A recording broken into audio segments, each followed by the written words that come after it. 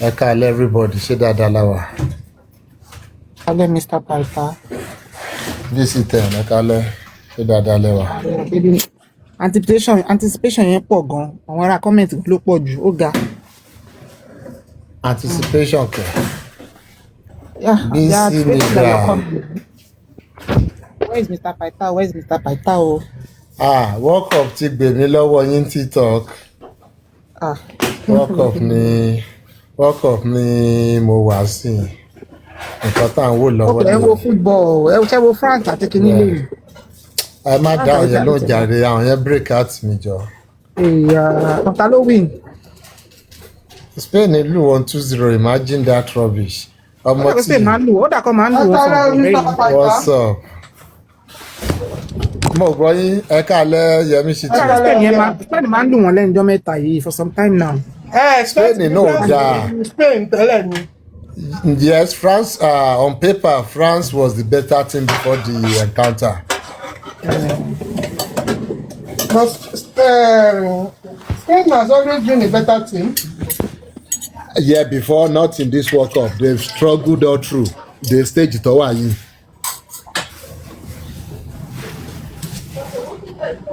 Wọ́n come back lọ́nà yẹn. Ìyẹn kọ́ ló wọlé nísìn. Ẹ wò ó, bẹ́ẹ̀ máa sọ nítorí àwọn àṣẹ bẹ́ẹ̀ nítorí you're going to speak it in English because this is always our complaint. Who is that? Ọ̀pẹ́ ní sẹ́ni yẹn fún yín.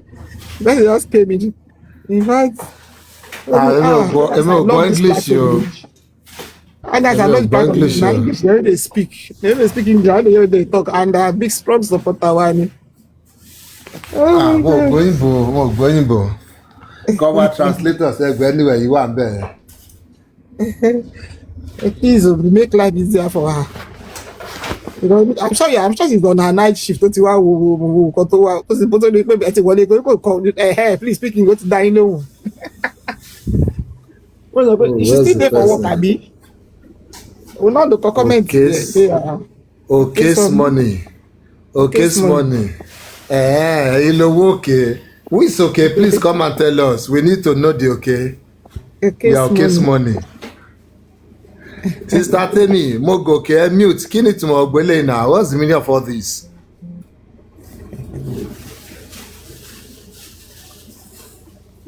Ṣé Gbèràgàlà Makele sínú ọ̀nà or what? Okay. Sister Temi, I give you 5 seconds to unmute and announce your presence there.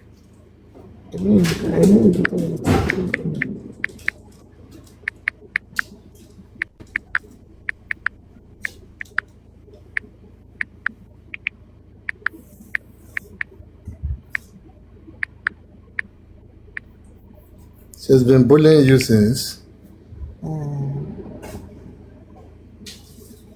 Tí ẹ bá ti ṣe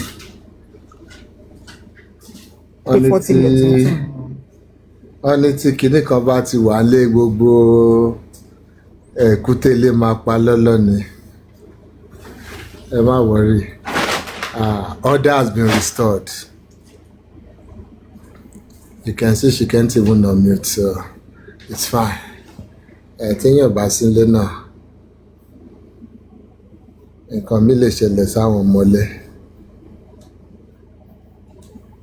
Ọmọlá, àwọn àtọ́jọ́ 4 àtàbọ̀, where have you been, ma?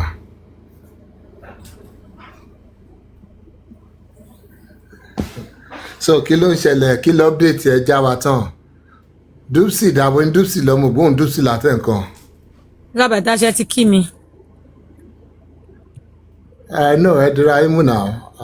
Àbí ọṣà lórí ọwọ́ tajọ wa. Yeah. Public lẹ ti sọ o. Ẹ dúró ayé mú. Kò sí wàhálà. Bá jẹ́ ká hàn lórí ọwọ́ yẹn náà kò sí problem. Mo gallant kò sí problem, kò sí ṣòro. Mi ò fòró, mi ò dààmú. Kí ló ṣẹlẹ̀? Kí lẹ ṣe fún Báyọ̀ tó ń sunkún? Lábàtà máa sùn yín o. Ẹ̀pọ̀ tó máa sùn, wọ́n máa sùn George. Wọ́n máa sùn Wùmí. Wọ́n máa sùn ẹ̀yin náà. èmi mo forúkọ tí ń sí o George àti Wùmí wọn náà another petition bọ̀ fún wọn George tó approve wọn náà ti approve díẹ̀ nìyí. kí lẹ George o kí ni George wá ṣe kí ni iṣẹ́ George tá a tún fẹ́ máa sùn George tí ò bá ń ṣe láti approve nǹkan. wọ́n ní nǹkan tó approve yẹn so wọn náà máa.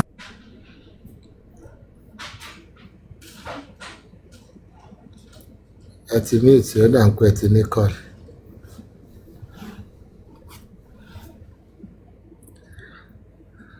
George compromise ó kọ̀ náà nìyẹn kọ́sù everybody kọ́sù president kọ́sù àwọn senator. báyìí ti bẹ̀rẹ̀ ọ̀rọ̀ 20 more viewers ti increase. mo ń check ẹ̀ bá ṣe bẹ̀rẹ̀ ọ̀rọ̀ sí. irọ́. Ó ti ganu sókè. But what's the issue gangan náà? Why are they trying to kí ló tó ń try láti bully George? Why? What is the issue with these people? What do they really want? No, but as in, let's even not to even analyze or anything now. What do they want from all this? Maybe if we truly know what they want, maybe we can just hand it over to them or give it to them on a platter of gold or something. If we really know what they want. Because at this point, it doesn't matter if what they want is legal or not. These people are ready to go any length to get whatever they want. Whether it's their right or not. They don't care anymore. They believe they should be served. They believe anything they point to, it should be theirs. It's more like when you have this, what do you call them now? Overspoiled child. Wanting everything. Mommy, I want that. Daddy, I want this. Daddy, I want that. And you don't give it to them, they start making noise, throwing tantrums. Because what's the point? What's the meaning of all this rubbish? What did you set out for? Whatever order has been granted or has not been granted, is it going to get you closer to your goal or not? That should be the question. And I believe that's the question any right-thinking member of the public will be asking. Forget the stupid sycophants, the ignorant ones following you or saying stupid things online. The ones that are really intelligent, the ones that really understand how society works, how law and order works. The question they'll be asking is whatever order you're crying about, is it going to get, because after all you said you're doing this for the public, is it going to get the public closer to what you said you want to provide for them or not? Is the public that is asking for the paternity of the young lad? So this order, for those of you who have seen it, is there anything in that order that's going to take away this special right that the public suddenly has now? Is there anything in the whatever documentation they have shamelessly paraded online or circulated online? Is there anything in that, in the old document, that has or that will in any way try and put one behind the public or try and fool the public? Unlike the dilly-dallying from Joseph Aloba, his lawyer and his team from 2023 or 2024 now, since this court order or terms of settlement was granted, they've been doing back and forth. They've been going in and out of the court, doing all this, gymnastics. Trying to show the public they're doing something. Or not the public, trying to show the fools supporting them that they are doing something. And at every time they come out with this performance, you see people trying to clap for them, those stupid ones. And the more stupid ones will contribute for them to continue in this foolish venture.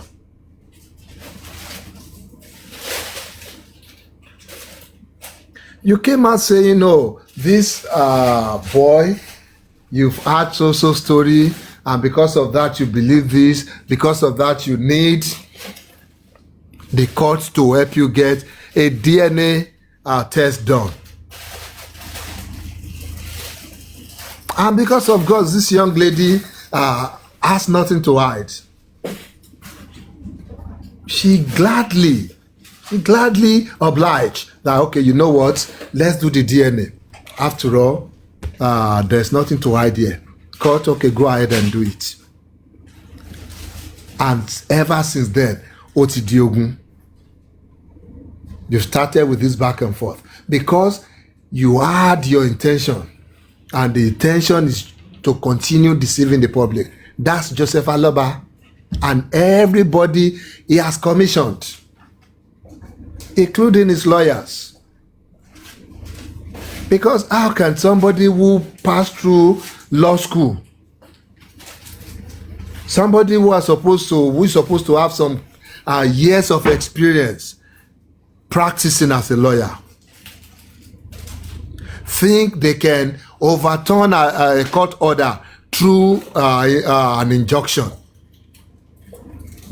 a final court order, thinking you can overturn it through an ordinary injunction, a case you're not even a party to. So if a lawyer does not even know the court procedures or the court rules, and I cannot say he doesn't know it, it's just this kind of, what do you call it now, intentional ignorance that lawyers sometimes display just to waste time, just to dance around the ball.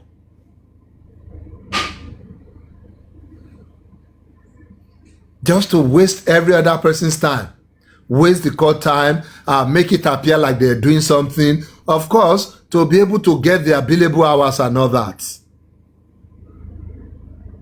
Because whether they like it or not, somebody is funding this madness. Somebody is funding this effort in futility.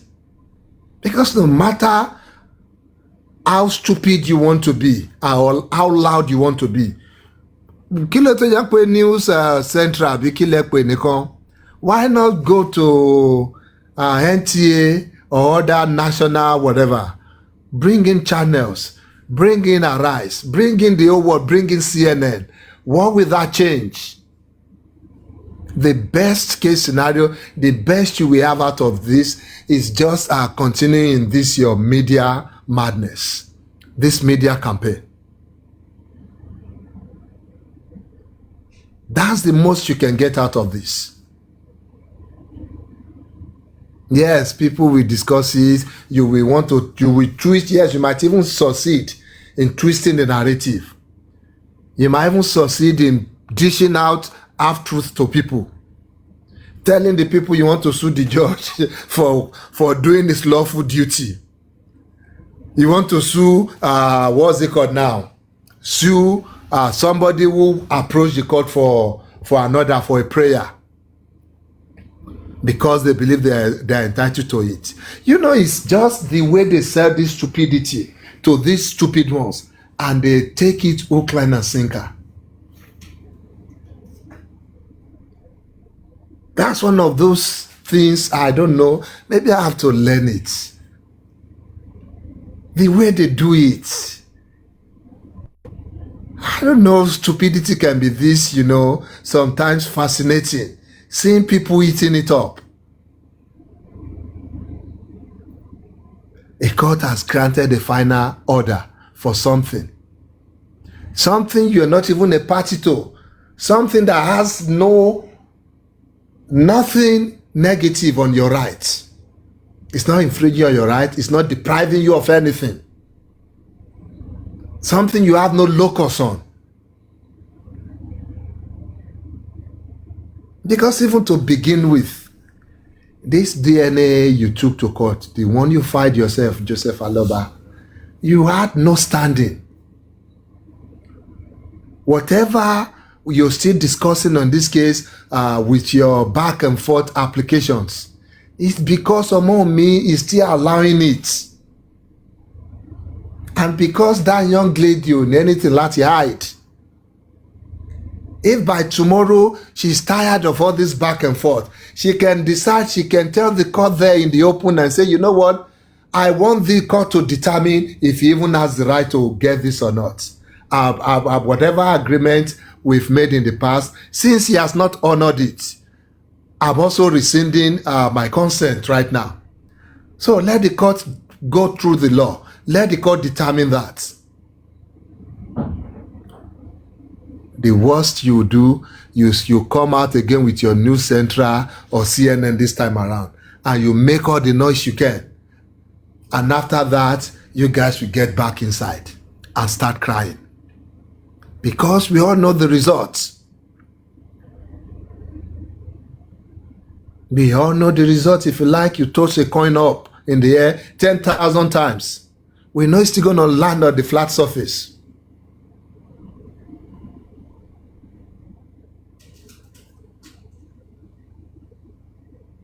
But for how long are you going to continue to deceive your followers? Because at this point, we need to clearly distinguish the public from these stupid people supporting and heating up whatever mess Joseph Aloba is making.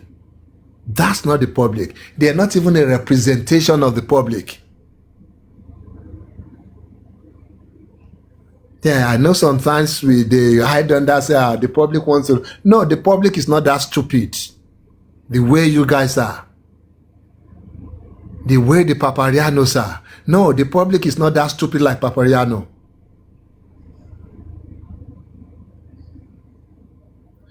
The public knows we are a society operating under laws.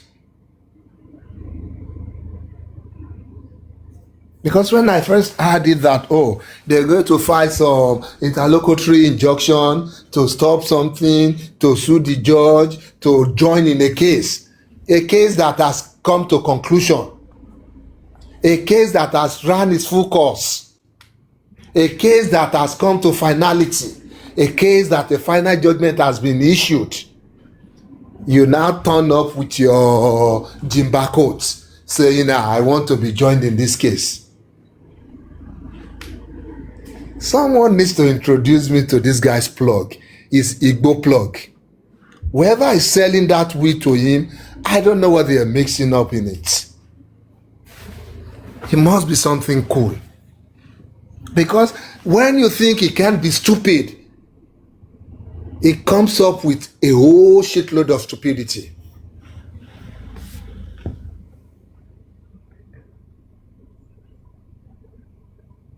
Tell me, what are you going to join in? A case that already, that the court has already decided on, and the case file has been closed. So what do you want to file? What date, on what case? But you can't stop people from being stupid anyway. Even lawyers can be stupid. Even lawyers, they can be stupid. And clearly we can see a stupid one when we see them. Did you guys know, even I was looking at those two working together today, and I was wondering, ṣé Ogungbe ń lo Josi sẹ́jẹ̀ ni? Ogungbe said it's getting bigger and Josi said it's getting...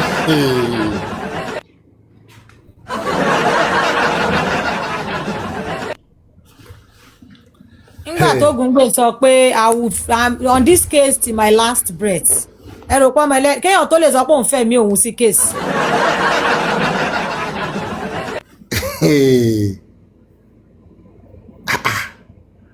Because mo wo pé Ogungbe, you are the one saying you want to put your life down on this thing. You should be the one stressed out. Look at the way Josi is looking tattered. Look at the way the man is looking disturbed, dejected. If you didn't know the man's wickedness, you almost want to pity him and say, you know what, just give him anything he wants. And maybe it's part of the play.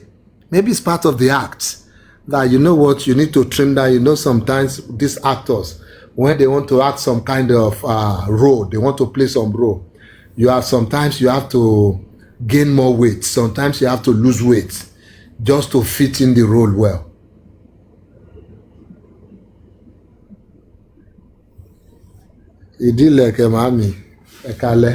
Maybe that's what Joseph Aloba is doing here. nígbà bá tẹ má máa dáhùn tó bá ti pọ̀rọ̀ yín lọ kọ́ kí yín nọ́mà torí mi ò mọ ọmọ tán fún yín o. Ìyẹn ò kàn yín náà ṣèbí mi lọ kí it's not you. Kò ń ṣe ẹ̀yin náà ẹ̀yin má wọ́rì. ọkọ má gbowó orí tèmi lẹ́yìn o.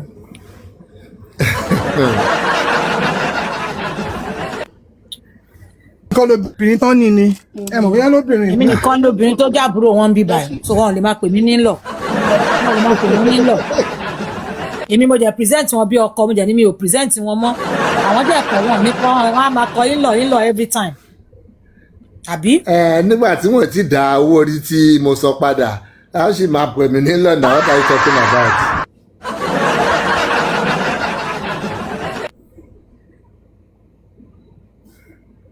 So where is this joinder? Abi, is that the new language going around? The same way you ran to High Court where the case of royalty is going on and you want to be joined in the case and even throw everybody out. Are you even going to throw me out in this our own case too if you join to the case? Okay, court, please join me on this case and throw the applicant out. Is that what you want to do here too? Because I can't put anything past this guy. The kind of advices is rendering to Joseph Aloba these days. Top notch, if you understand.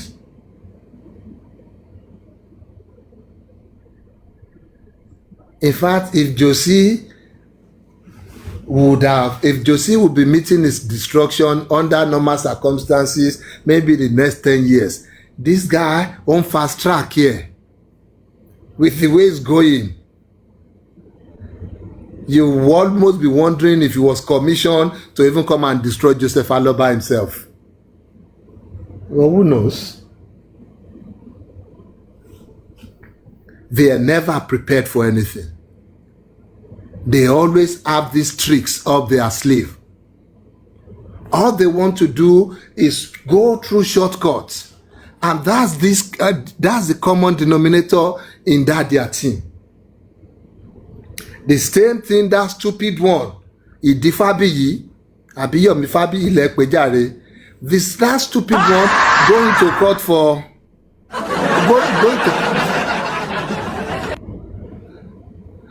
going to court for order of mandamus, just trying to subvert the procedure.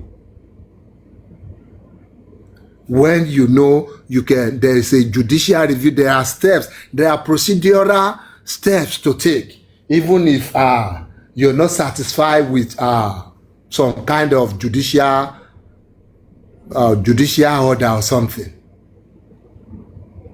Even on this one, you're not satisfied with whatever order you've seen. There are procedural steps to it. But what do they always like to do? Go through the back door. Go through the back door. And because we know them so well too, because we know that's the way they like to make their entrance. Even the Joseph Aloba,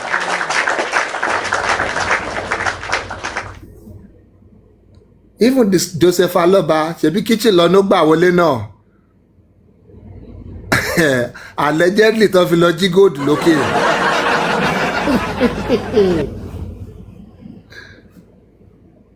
Kí ló ṣẹlẹ̀ pẹ̀lú backdoor náà? Anyway, mo bá ní ká béèrè lọ́wọ́ Josie gan on a normal day bóyá máa ń wọlé gan ní inner room but ọwọ́ kúdí láti lè béèrè yẹn. Báyọ̀ máa wò pé ọ̀gbẹ́ni tún ti bẹ̀rẹ̀. Ayé bá bẹ̀rẹ̀ àǹsọ̀ tiẹ̀ tún ti wọlé dé.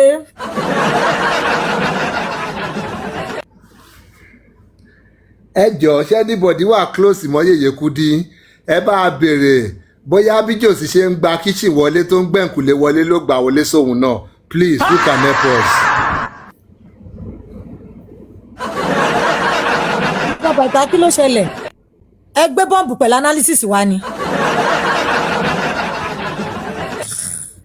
èyí náà mo kàn ń wo ọ̀rọ̀ yẹn náà ni pé this guy likes. This guy likes láti máa wọlé látẹ̀yìn because you know that's what his lawyers are doing too. They want to manipulate the system. £5 àtẹ̀yìn náà ló gbà wọlé. Ẹ̀yin lẹ sọ bẹ́ẹ̀ o èmi ní kọ́ béèrè ni o. òun náà ló sọ fún rẹ̀ ó ní £5 ló ń lọ. Okay tó bá ti sọ bẹ́ẹ̀ then we have something to back up tó bá ti gbé suit wọn wá.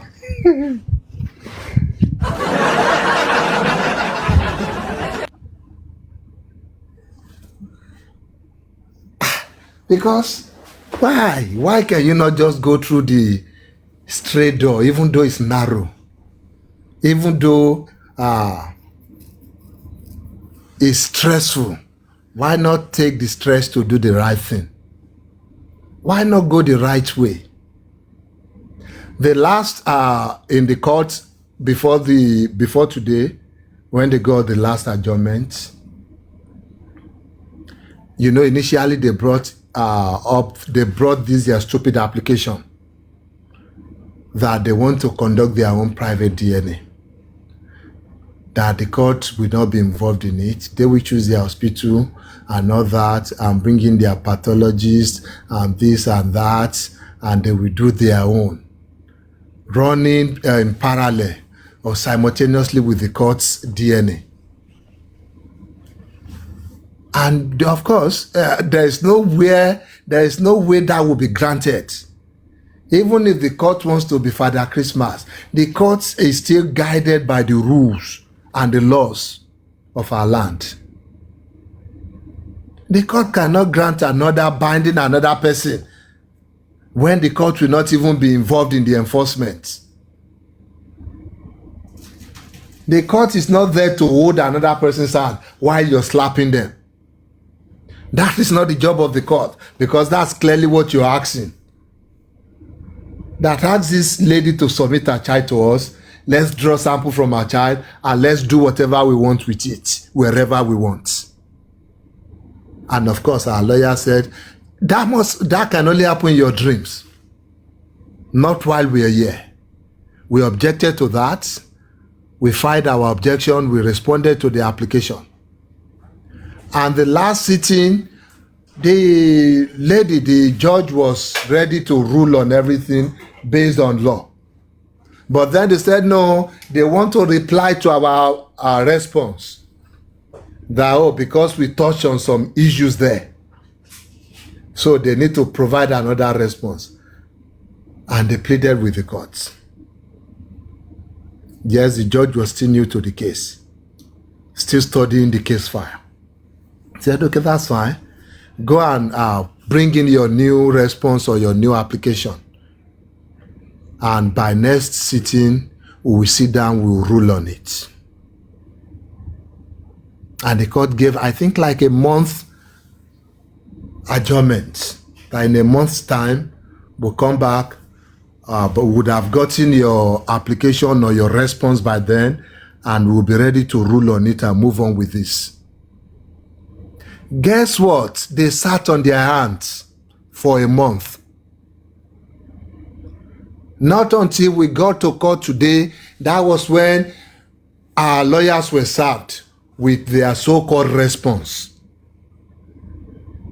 And that's why I said they like going through the back door.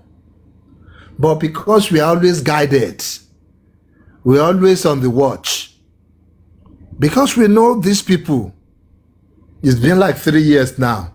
They are still operating from the same playbook. So they waited just till today to serve our lawyers with whatever they have filed. And I want to believe, of course, they filed it. They just intentionally held on to it. So that, of course, our lawyers will not have the time to properly go through it to see if there's anything they need to object in. But of course, we have rules. And you file this thing and you've just made a service on our lawyer just there, they have the right to respond. They have the right to go through it. They have the right to also file a response or not, whatever they choose. And of course, that's what they wanted. It's like, oh, if you decide not to file a response, yes, of course, we might have snuck something into the response or the application. And the judge will just read it, and since there's no objection, the judge might as well, grant it. And if you still decide to exercise your right to reply, of course, that will take another adjournment. And that's what they live for. That's what they want anyway. Getting adjournment as much as they want. But because we know them, if they want the adjournment till next 1,000 years, we will continue to follow the process, to follow the rule. We will not leave any back door for them to come in through. If they write A, we will scrutinize the A to be sure the A is A. Because these guys, they are not just dubious. They are mischievous also. So the court adjourned the case till August again, I think August 11 or so. Because they just submitted or they just served among Miss Lawyer with whatever their response was. They just served the lawyers today in court. And those are the people claiming they are ready. Those are the people claiming Omom is the one delaying the DNA. Those are the same foolish sets coming online to cry foul. Those are the same set of people saying they want to sue a judge because a judge saw that, okay, if you want to keep delaying something, since this is going to bring about the same results, this is going to accomplish the same objective. You want to get a DNA done with strict court supervision. I believe that's whatever document they have out there. That is what is reading. That's what you have in there. An order that DNA to be conducted under the court's strict supervision.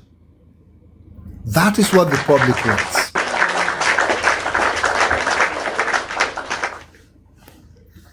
That is what, even if there's any part or any section of the public that are interested in knowing the DNA of another person's child, if there's any section of the public at all, the reasonable public, that is what they want.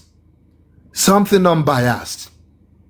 Something strictly monitored by the authorities. Whether you like it or not, no matter whatever you want to say about these people, who else should we trust? Of course, you don't want to trust Omomi now. She has given her word and you don't think that's good enough. And you also know that you cannot be trusted. Based on your antecedent, you cannot be trusted. If you are able to collect donations from the public and you cannot even account to that public. If you're able to tell the public you want money for the burial of Mohbad and you collected that money you spent, you cannot even account for it. Mohbad is not even buried yet. Of course, you know you can be trusted. So there's no way we can go by your words. There's no way we can believe you. There's no way we can hand over these things to you. Joseph Aloba cannot be trusted. It's evil as they come. If Joseph Aloba can sit on his platform and allow the stupid people on Olori Ebi Were's platform to come there and start raining insults, making insinuations, innuendos at a minor. You want to tell me that Joseph Aloba is not evil? So, of course, we can't use, you don't trust yourself too, right? So, and that's why you went to the court. So, you will still have to trust the authorities, whether you like it or not. You can be trusted. You believe every other person cannot be trusted too. So, we go to the authorities. So, the authority now is now saying, enough of all this back and forth. Because come to think of it, if a mother approached the court that, oh, I need this, I need to do this, and this is what is holding me down, I need the order of the court to get this thing done. And because there's been some kind of rumors here and there have been some kind of sentiment in the public surrounding this issue, I need the court to supervise. I need the court to take this away from my hand. I don't even want to be involved at all. I need the court to just do this thing and let the court just let me know the results. I think that is as fair as anybody can ever be. If you can surrender yourself to the jurisdiction of the authorities. What else is called accountable? What else is called clear conscience? That is it. And this other you're saying you want to join or you want to tackle, that is what the order is saying. The court will supervise this thing strictly. The court will take charge of it. Is that not what you wanted in the first place? When did the goalpost change? Or when did you decide to change it? Because you've gone out there to paint a picture of, oh, maybe they are trying to do something nefarious. But still, in your stupidity, you brought out the document contradicting your stories online. Because the document is clear. It is not ambiguous. It clearly states that the court is taking over this. The court will be doing this. And who are you to say a mother cannot get a DNA done for a child? Whether you want to be involved or you don't want to be involved. And I believe that's the right move. If you've been wasting the public's time for 3 years now, under the guises of changing lawyers, filing different applications, complaining about one thing or the other,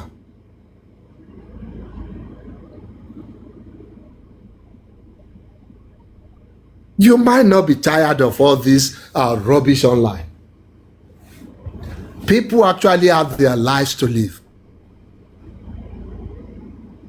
Of course, Omomi has a life to live, and she is living it.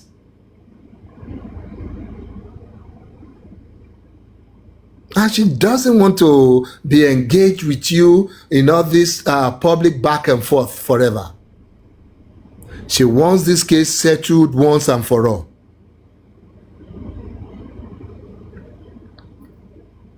And if she approaches the court about that, to get these things settled in a way that will not just put the public's conscience at peace, but in a way consistent with our laws. Only a stupid fellow, only people who are bereft of basic knowledge or operation of the society will be against that.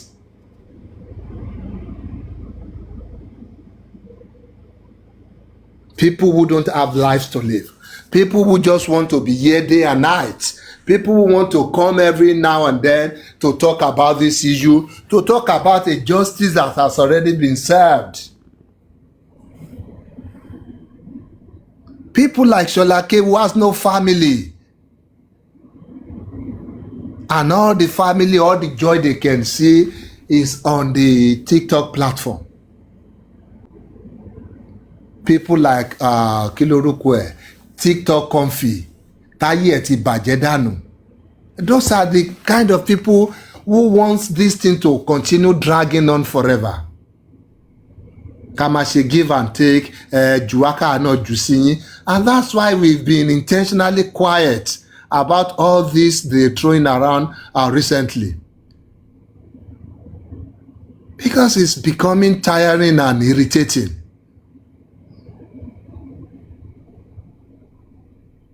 For how long are we going to do this? For how long are we going to allow a criminal carpenter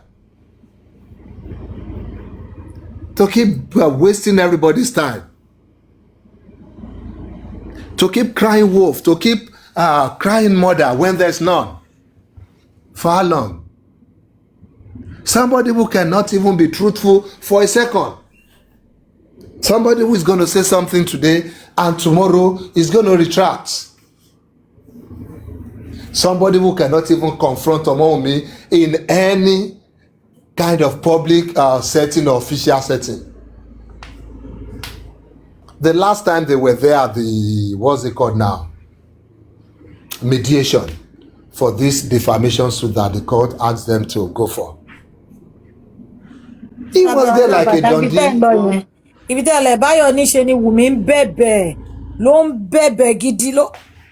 Wọ́n ti fèpè ṣe Báyọ̀ sẹ́. Wọ́n níṣe ló ń bẹ̀bẹ̀ pé kán jọ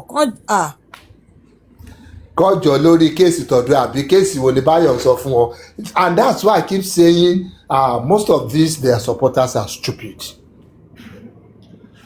Àbí sọ̀rọ̀ bóyá kéèsì ti jò sí tó defamation tọ̀dọ̀ ẹ̀ tó fáìlì lọ ti adé mediation stage ni. So why? Wọ́n ló sọ pé ó ń sunkún, wọ́n ní Wùmí sunkún báyìí ni. Àfẹ́ kí Wùmí wá àfẹ́ kó wá máa bá yín mọ́ nítorí ẹ fẹ́ kó máa bọ́ ọ̀tá ni. Wùmí tó dá àti mediator àti Joseph Aloba àti àwọn kòẹ́kòẹ́ lọ́ọ̀yà sọ̀kójọ. Ó dá wọn jókòó síbẹ̀ pé òun fẹ́ lọ attend sọmọ òun náà.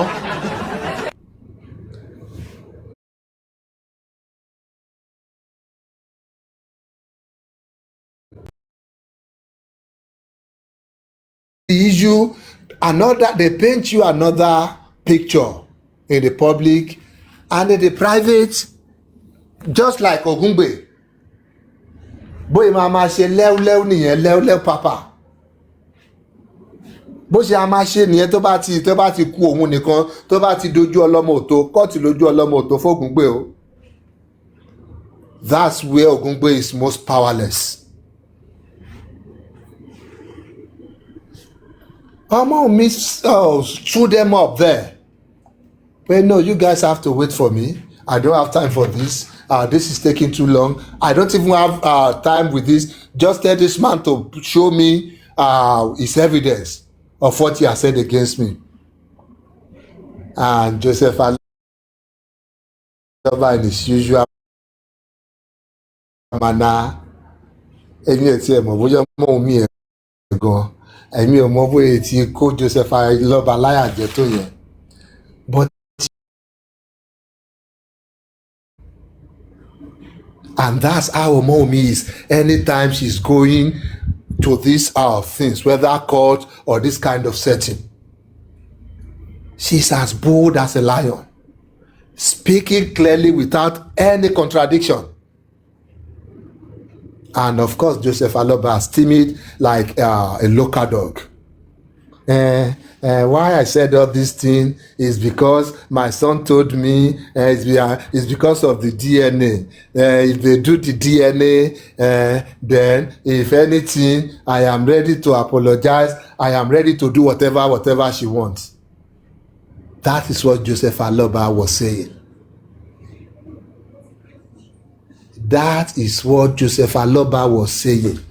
Let him come out and deny that. And Omomi had to redirect them that we are not here for any DNA issue. There is a court already handling DNA issue. They already have a case in court. They already run it from court order. They've already gotten like 2 court order regarding this DNA, and they've not been able to honor any one of them or to carry out any of these orders they've gotten. That this sitting here is not about any kind of DNA. The sitting is about the accusations this man laid on me. And that is what we should be talking about. I don't want to engage him in any kind of DNA, whatever. Whether the DNA... And Amon made a very vital point. That whether the DNA is carried out or not, whether it comes out positive or negative, tell me by law, does that excuse his stupid behaviors? Yes, it did. She didn't put it that way. But that's what she said. Because, and that's the truth. Regardless of the outcome of the DNA test, does that prove or does that give justification to call somebody a murderer or call somebody an accomplice? No. She had to redirect the old conversation, because that's, of course, where he was trying to put the conversation so that they can now say, okay, ẹ lọ ṣe DNA, tẹ́ bá ti ṣe DNA tán, bóyá màá wá sọ. Ọmọ mi ní, that's not the issue here. The issue here is we want to talk about why this man has decided to call me a murderer, to call me all sort of name, to make different kind of accusations against me. And Joseph Aloba, in his timid manner, was there saying nothing. And all he was repeating, if they can help me to do that DNA, and I want to do my own private DNA. He doesn't even know the setting where he should be saying some kind of things.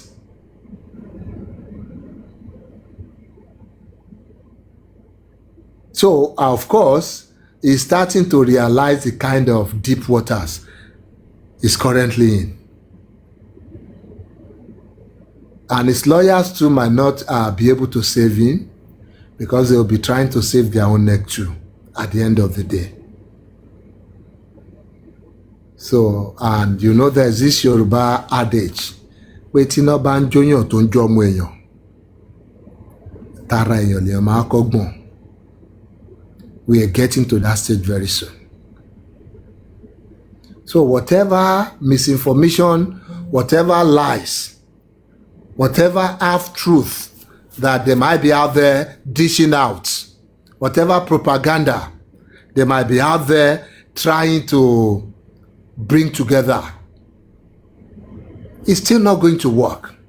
Because at the end of the day, all these things will be won or lost by the law, by the rules in the courts, not on TikTok courts, not in the news channels, not because Joseph Aloba says so. And what every other moves that you're already making, I'm telling you now, we already know about it. Yes, that particular one you're making, that you think, oh, bẹ́yà ká gbà bí ìyọsí wọn, ká lè bá gbogbo nǹkan tí yóò ṣẹlẹ̀ jẹ́, we know about it and we are there already. So, let them continue. They have no case at all. All they've been standing with is lies. That's all they've been standing with. They cannot stop what is coming. This DNA will be done whether they want to be involved or not. And I believe that's what the public wants. The public wants a closure here. They are tired of all this back and forth. They are tired of all this mess. Thank God it's not like, oh, they uncovered that, oh, Omo is trying, because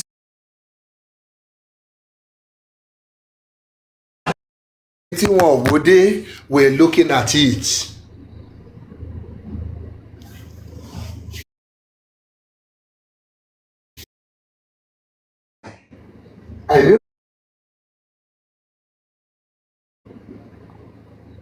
Ni a ṣẹ̀ṣẹ̀ ń jẹ́ kó lè mọ̀ pé àwọn kankan ti wà ńlẹ̀ ọ̀hún lọ́ṣẹ̀ṣẹ̀ mọ̀ lọ́ṣẹ̀ ń fi pé Ògúngbè discover kankan. Why at this point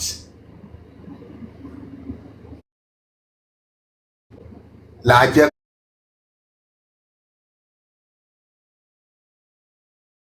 is another granted already. Whether you want to go ahead with that one you have been delaying on or not, there is another in place and we are not going to delay. Èmi rò bóyá kó add 1 + 2 together ni. Because in their document, if this thing has been filed a long time ago, and even the order has been granted a long time ago, and they are unable to know about it, are they not supposed to at least? ó láwọn ti mọ̀ ti pẹ́ pé àwọn kọ̀ ra dákẹ́ àwọn fẹ́ wo. Àwọn fẹ́ wo kí ni? Ẹ má dá lóhùn.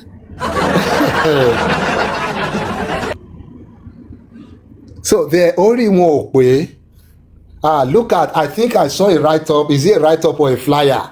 But yeah, it's that stupid bio, Loshe. And that's where people with good mental faculty, they will look at things critically and they will analyze. Look at that flyer, for example. You said, oh, they ran to court, they got an order, the judge signed the order, or you started with, before the welfare officer, you named the welfare officer, that the welfare officer went to bring some kind of lab that is not even doing anything. In quotes, more like, oh, they are in connivance with Omomi. They want to rig the system against you. In that same flyer, you are now praising that welfare officer. That the welfare officer is saying they don't want to be involved with any illegality, and that's why they cannot, or they are not going ahead with the DNA test. So welfare officer àtẹ́sọ pé àti báyìí over tẹ́lẹ̀ òun ló ṣe wá find the conscience yẹ láàrin ọ̀nà yẹn àbí tó wá sọ pé àwọn ò lè go with it anymore. So look at that contradiction, for example. You know that these people just gather whatever they need to gather together. They don't even give it to anybody to proofread for them, and they just dish it out there. The same way tí brain Báyọ̀ ṣe rí bẹ́ẹ̀ náà ni gbogbo àwọn write up wọn àtàwọn plans wọn ṣe rí. Tiny, very little brain.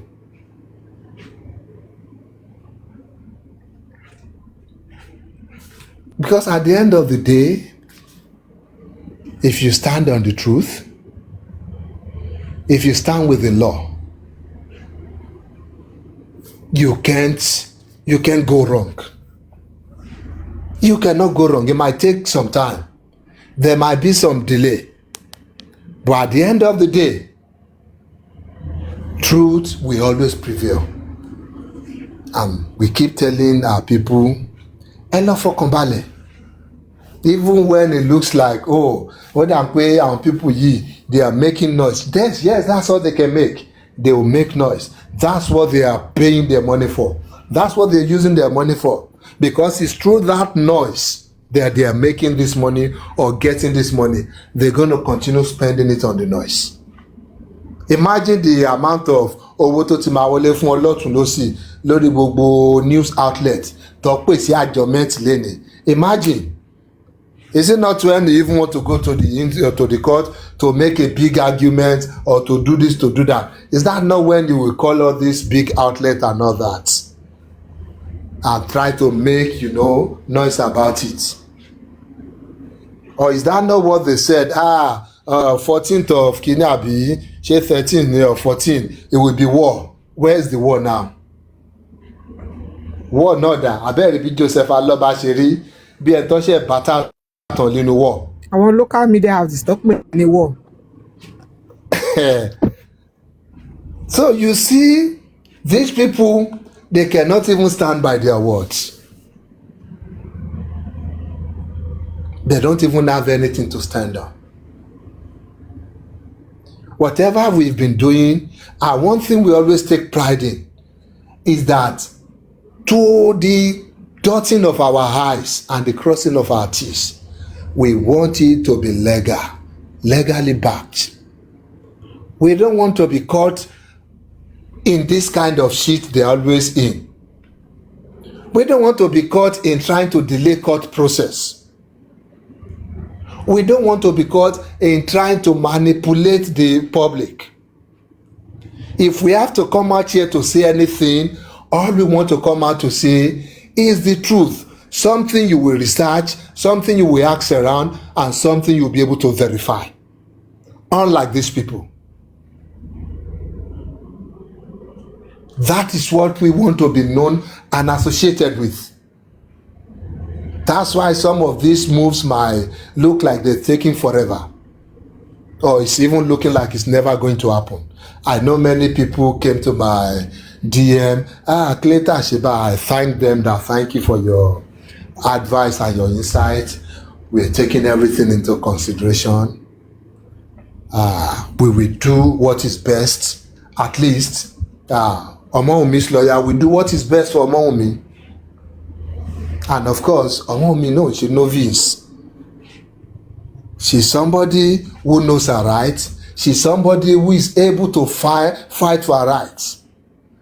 At least, if not anything, this platform has given her that voice and has made her to even find her own voice to be able to demand for her right, stand by it, even if she has to come into harm's way one way or the other. She will still stand for her right. She will not succumb to any kind of bullying, any kind of threats, any kind of manipulation. She will not succumb to it. Try all you want. At the end of the day, like I keep saying, the truth not only might prevail. The DNA will be done. The result will be out. Joseph Aloba will be put to shame. His supporters will be put to shame. And maybe, yes, some of them will be jailed for it. Lẹ́jọ́ tí wọ́n mọ̀dí tí ó kàn wọ́n. Yes, wọ́n á fi ìmí àfẹ́ wọn gbára nu wọn. Àwọn kan ti fẹ́ wọn gbára, àwọn kan yìí máa fẹ́ wọn gbára. And it's okay. It happens. That's life.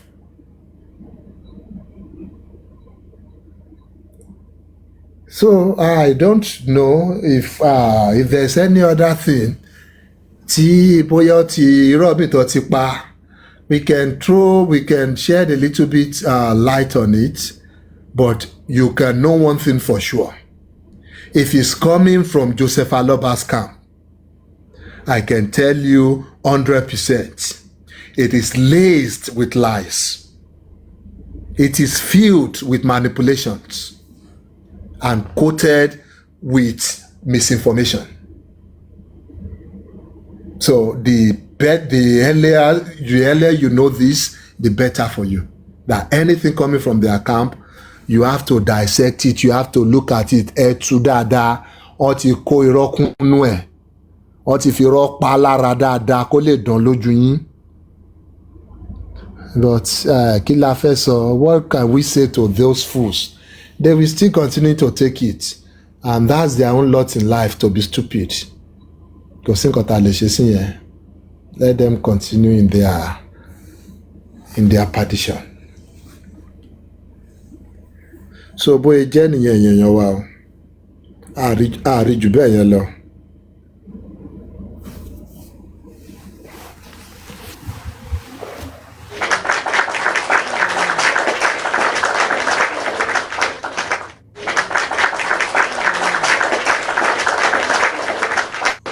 Thank you, baby. Ẹ kú iṣẹ́ àná. Ẹ ṣé o. Iṣẹ́ àná báwo? Àbúrò mi gbé mi fún yín. Àbí ṣé mi ò tó ní reward ni? Ṣé ṣàná kọ́ lè gbé yín fún mi ni? Ọgbọ̀n èmi ti pọ́ pé mi ò ṣe mọ́, èmi ti jábọ̀, èmi ti lé mi ò lọ mọ́. Ẹ̀mí ò mọ̀ kó ti gbé yín fún mi. Ẹ mọ̀. Okay, ó ti dá. Ó ti dá bẹ́ẹ̀ ṣe ti náà. mi ò mọ̀ kó ti gbé yín fún mi náà ni mò ń sọ sẹ́ẹ̀ mo sọ pé mo fẹ́. no ẹ mọ̀ after ta ti dàrú lẹ́ṣẹ̀ṣẹ̀ mọ̀ kò sí problem sẹ́. ẹ mọ̀ kí mi ò tètè get àwọn mixed signals yẹn ẹ fún mi. ẹ̀jẹ̀ bá jẹ́ ọmọ ṣe kẹmọ́ra yín ẹjọ́ má kó wu apọ̀ àwa kan wà tá a túṣì ń bì so please. okay mi náà túṣì. Okay's money where are you? ṣé yóò bá ta sọ láàrin yóò pọ̀ jù. alókùn jẹ́ ìlú.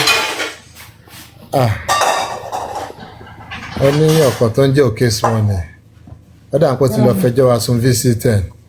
nǹkan yóò bá la máa ń sọ okay ọ̀rẹ́ wọn. pé most of our for me. she has always been complaining yes she has always been complaining ló wà níbi iṣẹ́ ló wà pé time difference ní US. wọ́n ti fún yín ní sáà káwọn gbọ́. Where is she? So did you get some of what we said? I know I still mix most of them with Yoruba and others. Olóńjó yẹn ń bẹ̀ yẹn she's the one dancing there.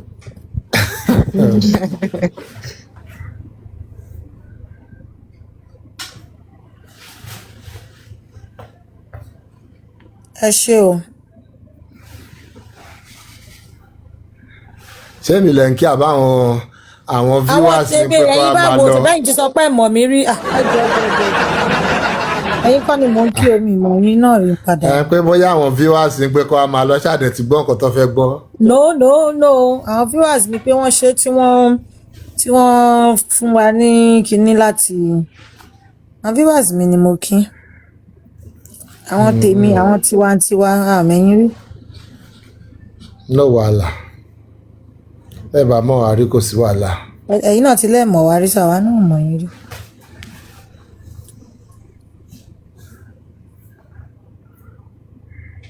so kí ló ń ṣẹlẹ̀ káàkiri so ẹni ṣé wọn ò ṣe ṣó ni gbogbo àwọn ẹlẹ́nu méjì yìí that stupid boy kí ló pera ẹ̀ náà kí ló orúkọ ẹ̀ náà ọmọ àlè tó pẹ̀rẹ̀ Papariano ẹ̀ what's even his name again.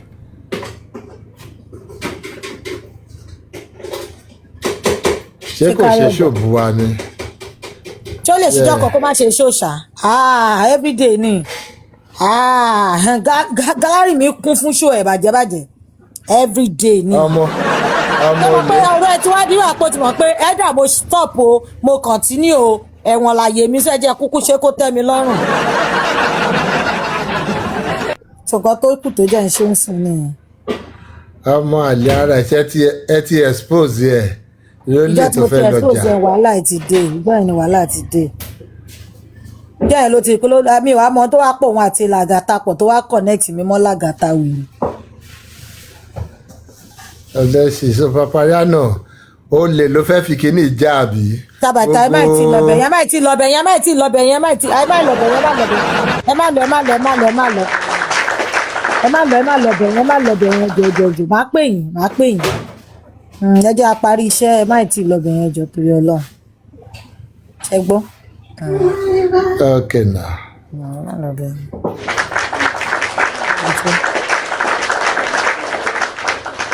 àwọn ní fireback ìfìyẹn lè fún wọn.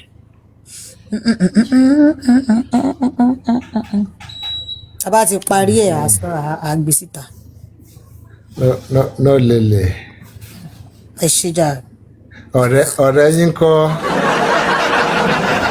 èwo tún nìyẹn nu wọn. ṣé ìjọba ó lọ́mọ kan tí mo fẹ́ fún yín sìn Ọlọ́run mo fi tọkàntọkàn fún yín torí mo nífẹ̀ẹ́ yín I so much like you I love you. ọmọ tí ò bá dáná lè máa ń gbé fún mi. Zapata tẹ́lẹ̀ lè máa fi mọ̀ pé mo nífẹ̀ẹ́ yín gidi gan ọlọ́ ẹ tẹ̀ já gbàgbé pé a máa ń ṣeré pa a máa ń ṣe kínní mo láìkí ọmọ ta lẹ ọmọ náà. ọmọ tó máa fi lọ́kàn balẹ̀ ẹ̀ nínáwó púpọ̀ àwọn bí kẹ́ra láìkra kíkẹ́ra 2 piece láìkra bí kẹ́ra àwọn kò makeup ẹ̀ náà kò ọlọ́mọsíọ̀s kò ná yín ló gbogbo ẹ̀jẹ̀ fi hàn yín ẹ̀jẹ̀ fi hàn yín. ẹ ṣe mo fẹ́. ẹ̀jẹ̀ fi hàn yín ẹ̀yìn èèyàn bí káàkiri bí comment section kí ló máa ń ṣe yín náà torí Ọlọ́run. mo fẹ́. ẹ̀yin ní báwo ó lè bá bá ẹ̀jẹ̀ yín kọ́ ẹ̀yin ṣe rí báyẹn ń sìn tó bá yẹ pé Oliver Vibes náà gbẹ̀yìn máa sọ pé ẹ̀fẹ́ nìyẹn. mo fẹ́ yín lẹ máa wọ. ẹ̀rọ mi ò fún yín mọ́ torí mi ti dárúkọ kẹ́ tó máa sọ pé ẹ̀fẹ́ àwọn jẹ̀ ni mo fẹ́ fún yín bọ̀ mi ò fún yín mọ́ mi ò fún yín ògbó kò ṣe Oliver Vibes ẹ máa tó Oliver àwọn ni mo Vibes fẹ́ jọ wà fún yín rẹ́dì. sẹ́ mo serious àwọn ni mo fẹ́ fún ẹ yín. máa tó Oliver Vibes àjọ wà rẹ́dì. àwọn àti Mọ̀míyẹ́tì Olú ni mo fẹ́ fún ọlọ́ gbogbo àwọn tá a ti jọ wà nìyẹn náà gbogbo àwọn ṣúta fi lọ dárúkọ yẹn. kò sí mo fẹ́ lọ́ọ̀kì ẹ̀ padà dáadáa. ẹ mọ ibi tá a ti jọ bọ́rọ̀ dé náà. bọ́rọ̀ débi kankan because mi ò jèrè pẹ́ súnmọ́ wọn ẹ̀yẹ̀kẹ́ mo bá yín máa ṣe. mo máa ṣeré o a ti bọ́rọ̀ lọ́gán o. bọ́rọ̀ lẹ́niwé ẹ má máa ṣe bẹ́ẹ̀ ẹ má máa wà wàtí níjà rí. ṣé màmá ṣeré ni. jẹ́wọ́ ẹ̀rí tọ́mì jẹ́rí kọ́mẹ̀ntì wọn tí bá mú wọn sọ́wọ́ níbí bọ̀. tí bá mú yín sọ́wọ́ máa blọ́ọ̀gì yín sìn ẹ má wọ̀rì. bí sábàtẹ́ jẹ́ sáré fèèyàn tí mo fẹ́ fún yín èèyàn lọ. táwọn ẹ̀wò tẹ́ bá sọ pé ẹ̀fẹ́ àwọn tí mo fẹ́ yẹn jẹ́ mú fún yín léèyàn mi. ẹ̀fún èyí tẹ́ fẹ́ mú wá yẹn fún ẹ̀fún prof Agbabire. Prof, no. Okay, ṣé tí accept pé Mọ̀míyẹ́tì Olú àti Oliver Vibes ẹ fẹ́ yẹn. Àjọ wà ṣe máa mú àbàtẹ ṣe máa má bàtẹ mọ́. Sábàtẹ rẹ́dì ní ṣé àfà àbàtẹ. àwọn náà rẹ́dì bá ti fún wọn yẹn má wulẹ̀ béèrè. ẹ wojú ọbẹ̀ kẹ́ mú yán àbàtẹ. kówó pé ẹgbọ́n ṣe àbàtẹ àfà. anything tẹ́lẹ̀ báyà ti gbé fún yín kówó ṣáà ti pé ni owó lèmi ń ta sí. ẹ wojú ọbẹ̀ kẹ́ mú yán ìyá mi. àbàtẹ àfà náà. ó yá ní àbàtẹ ẹ dá wa lóhùn. mo ń pẹ́lẹ̀ tó yẹn. èèyàn 5 ni mo fẹ́ gbé fún wọn because mi láìkì gbogbo alpha la grace nǹkan ṣe máa mú mọ̀mí la grace mi. ẹ máa fi la grace jọ wà ní ṣàmọ̀ yẹn. wọ́n tún fi dancing sí ẹni am game wọ́n tún fi dancing lé inú wọn dùn ayọ̀ wọn kún bí ẹni tó sọ fún pé ọmọ ẹbí mọ. Àbàtẹ welcome to the palace. ṣùkẹ́ okay ó ti di 4 last person 4 báyìí so à ń lọ sí the last one. La Grace alpha mo ti rí yín tẹ wọlé. no La Grace ẹ máa ti La Grace jọ wà already ẹ má dárúkọ àwọn. níbo lẹjọ wà jáde níbo lẹjọ wà. mo ṣeré náà. èmi tí mo wà láàrin tí mo jẹ́ jíìnì.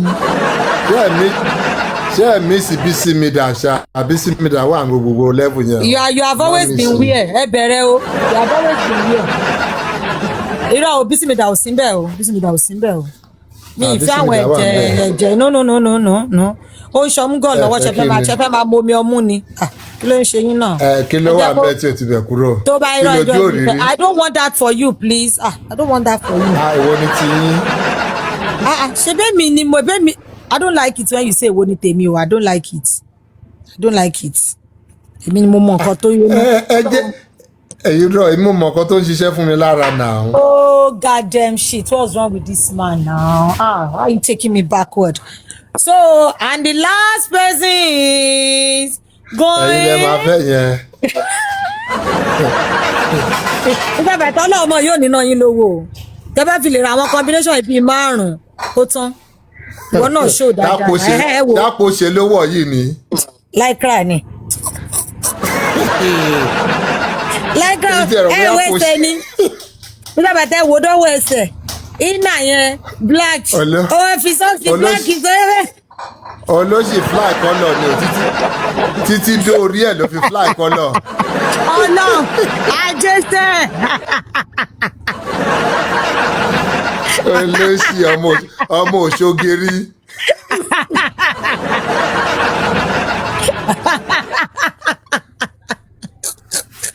ọlọ ẹ bọ́ mọ ìṣe touch posh ọlọ́run mo serious nígbà ẹ títí rí nǹkan kan kí ló máa ń ṣe yín náà tọmọ ilẹ̀ lọ́n tó bá dúró. kò tí ẹ ṣe bí tọmọ yẹn bá ti ní rojọ́ tó bá fẹ́ bù wá lórí platform akọ̀ máa rẹ́ ìrìn pé ìwọ like this one. bọ̀ sísá tẹ́mi kí lájọ ń fà náà tẹ́ ẹ̀ fà kúkú lọ mi. ẹ wo nǹkan náà ẹ wọ mọ ẹ wọ ọmọ tán promax ẹ wọ ọmọ. kí la jọ ń fà ṣó fánu ẹ̀ ní àbò di àdìmọ́lẹ̀ ni. ó dá irun sí kọ́lọ̀ aṣọ tó wọ̀ ṣe é rí ẹ wọ glass now látòrí délẹ̀ ní tomas ó dá irun sí kọ́lọ̀ aṣọ tó wọ̀ kí ló ṣe iṣẹ́. góòdì lásán tó gbé sọ́run yẹn ẹ̀rí pàǹpàrẹ̀ ẹ̀yin kò lè tẹ́rí sí tọrùn ẹ̀ yìí o. wọn mi ò tó bẹ́ẹ̀ wọn ò bí mi dá. tèmi bá ti kọ̀ tó bá ọ. tèmi. kí ló ṣẹlẹ̀ kí ni mo ṣe. nǹkan tí mo fẹ́ sọ yìí àwọn tó bá jọ ọmọ iléṣà tí ó bá wà ń bì kan sọ̀rọ̀ kan ní pé rọ́ọ̀mù ń pa bóyá sódámáìtì bóyá ó tan mọ́ iléṣà bọ̀ kò lè jọ ọmọ iléṣà mi ò mọ̀ bó ṣe jẹ́ eégún kan wà iléṣà àwọn máa ń pè ní eégún etí yẹrí yes eégún etí yẹrí irú aṣọ tó máa ń wọ̀ honestly mo ṣe rí báyìí mo wò pé sára ilé àwọn eégún etí yẹrí lélẹ́yìí ni. wọ́n àwọn eégún yẹn tó ti máa ń wọ́pọ̀ kọ́lọ̀ jù ní. ẹni bá jọ ọmọ iléṣà kó jáde síta kó ní rọrùn wọ́n ti ń sọ̀rọ̀ comment section wọ́n ti ń dá yín lóhùn comment section wọ́n ti ń dá yín lóhùn. who is there? ẹ sálì eégún etí yẹrí yẹn bó ṣe máa ń múra nìyẹn ẹ sálì kò sí kan tó fi yàtọ̀ tó bá dẹ́jẹ̀ pé kò tán mọ́ eégún etí yẹrí táwọn tó wá àwọn yẹn bá bà. ní gíláàsì lára. ìyá ibẹ̀ ni o kóòtù ló ń lọ o bìkan máa sọ pé ó lọ kọ́pì dìsáínà wọn. sáwọn eégún tún ti rẹ́gísítà dìsáínì wọn ni. ìyá àwọn ti rẹ́gísítà eégún etí yẹrí rẹ́gísítà tiẹ̀.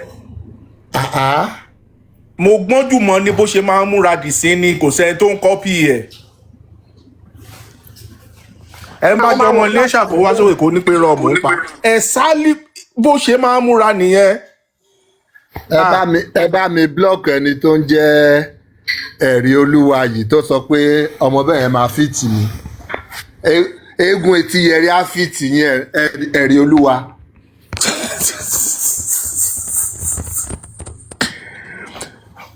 tèmi ìwọ gan-an ó fẹ́ mú pàìtà ṣeré ni ọmọ ti pọ̀ jù lọ́wọ́ pàìtà báwo làwọn ni tó ń wọ́ ọmọ ń bì tí wọ́n ti rí irú prof àti kíná ti ń pè é lágbájá. ọ̀túnba ẹ má bọ̀jà jẹ́ fún mi máa já ní bọ́lẹ̀ o nílẹ̀ ìṣẹ̀lẹ̀.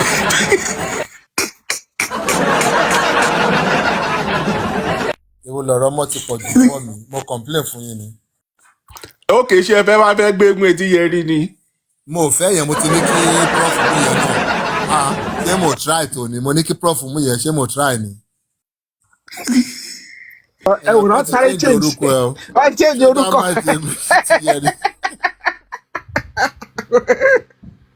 kò ń pẹ́ wọn lórí platform yìí rárá. ṣé ẹ ráwọn tó máa ń wà lórí platform tèmi another planet ni wọ́n ti wá another planet. kẹ́ tó ju lámbà lẹ̀ báyìí èèyàn kan ti hàn. wọ́n kó tó ju lámbà wọ́n ti mú. ṣé gbogbo nǹkan tó ń tẹ́ wá máa ń ṣe báwo náà ṣe fẹ́ fi yín lẹ̀. nǹkan tó yẹ pé wọ́n lájẹ́ nìyẹn. àwọn tó kọ́kọ́ máa ń wá fún wa o àwa fún wọn rí o àwọn ló tún bẹ̀rẹ̀ o ṣé rí nǹkan tẹ́ ẹ máa ń ṣe gan-an. ẹ̀yẹ́ máa ń dùn. ó máa ń dùn yan tẹ bá gbọ́ fíálẹ́sì náà tẹ bá gbọ́ erin fíálẹ́sì. ẹ gbà mí náà ẹ dúró kó kán gbogbo o ẹjọ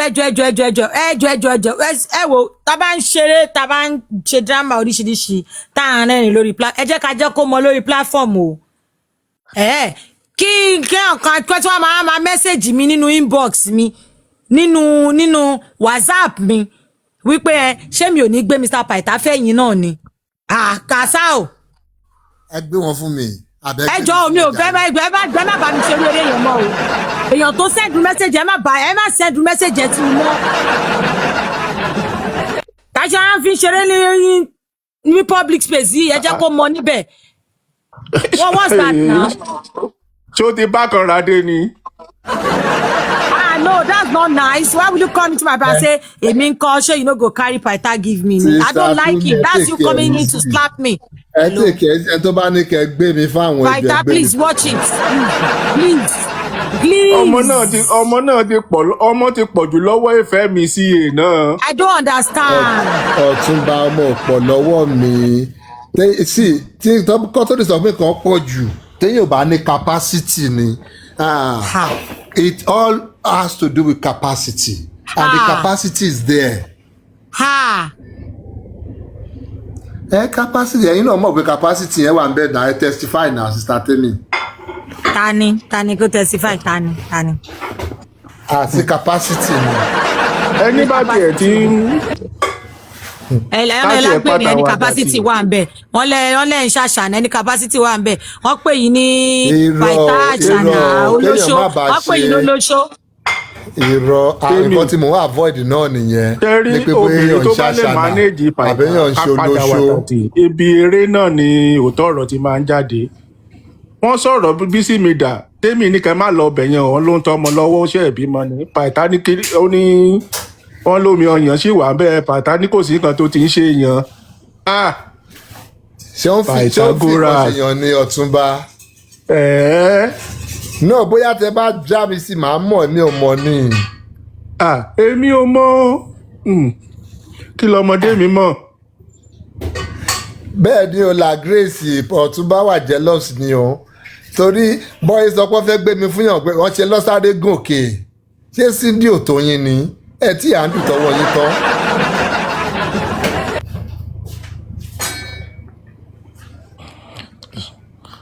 ẹ wo Pythagoras mo tó wá gbéjà. ẹ wàá gbèjà mi ẹjọ sísá Tèmi ta lẹni tó ní kẹ́ gbé mi fún wọn yẹn ẹ ti ẹ jẹ́ ká serious. arákùnrin ìṣọ́ ara ẹ̀ o ìṣọ́ ara ẹ̀. ẹ kí mo ti mute mo ti ń bínú o ẹ kí mo ti mute. ẹ má dà kiri sí rough ṣé ó dà ṣé kọ́ta fẹ́ ṣe ni ṣé. ó ti bọ́ sápò ìdílé ṣé kémi náà dà sí rough. ẹ dà sí everything ẹ jẹ́ ká jọ dà sí rough kò sí problem. ok kò sí wàhálà bẹ́ẹ̀ tí máa ń ṣe gan-an màá máa sọ̀rọ̀ ẹ jẹ́ máa tẹjú mi mọ́lẹ̀ ẹni àwọn níta gbangba. no that's not what kò sí nǹkan tí mo mean nìyẹn kò sí problem. no ẹ má dà sí bínú see anybody tó bá lọ ń bá sister Tèmi pé bóyá kó gbé mi fún ọ please stop it ẹ jọ̀ọ́ má ṣe bẹ́ẹ̀ mọ́ just come directly to my DM. báyìí lásán ẹ gbọ́ Tèmi tún máa block ẹ kọ́kọ́ máa bọ̀ direct yọ̀ di. nǹkan tó yìí ṣe yẹn no bí mo tiẹ̀ fẹ́ I don't like that kind of treatment for you. Just come to me directly let's talk about it. ẹ má wọrí ó yé mi sẹ ó yé tẹ́bẹ́yìn ni ó yé mi kò sí wàhálà ẹ má wọrí. Ọ̀túnba wọn ní bí ẹ̀bùn wà òkun kò sí problem. Tèmi sórí àwọn ìwọ àti àwọn tíìmù ẹ yìí ẹ lè jẹ́ kéèyàn ṣìwàwọ ẹ lè jẹ́ kéèyàn ṣìṣe. SOJ ẹ̀yin tí ẹ ti máa ti lọ o ẹ má tún sọ fake rárá nínú gbogbo everything SOJ please just go back ẹ̀yin ló jẹ́ kí sódámáìtì fún wọn tán lọ síbi ọlọ́ọ̀bá gbá á lọ máa pa àwọn tí ń wù mí lẹ́yìn ọgbọ̀n. aláwọn Tèmi àgbà. ó dírẹ́sì. a ní sọ̀rọ̀ pé òun ta góòdù ni a rí nǹkan tí mo máa ṣẹ́ sọ́run lọ́la. aláwọn Tèmi àgbà. mo mọ̀ kójú àti ti àwọn tó pẹ̀ náà wọn kàn nílé sọ ni pé ṣó o wá wèrè kí ló kọ́ sí. ẹ̀yin bíbù ẹ lè jẹ́ kí yóò ti ṣe ẹ lè jẹ́ kó sí wà o.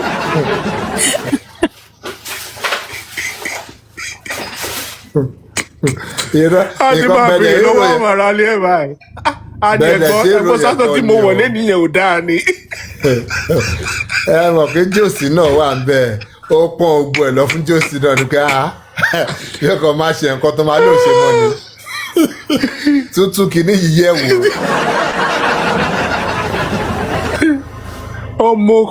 ọmọ oko pátápátá ni lédi yẹn ọmọ oko.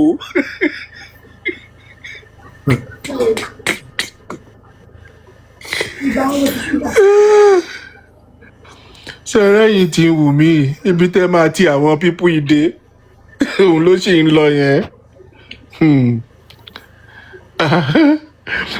Yeti baby ẹ̀yin ló fẹ́ ìpírẹ́sì mi ò parọ́ Ọlọ́run ó ó fẹ́ ìpírẹ́sì yín ni àwọn tẹ́mi àgbà lẹ́ni. ṣé ẹ gbà bẹ́ẹ̀ gbà ẹ gbà náà.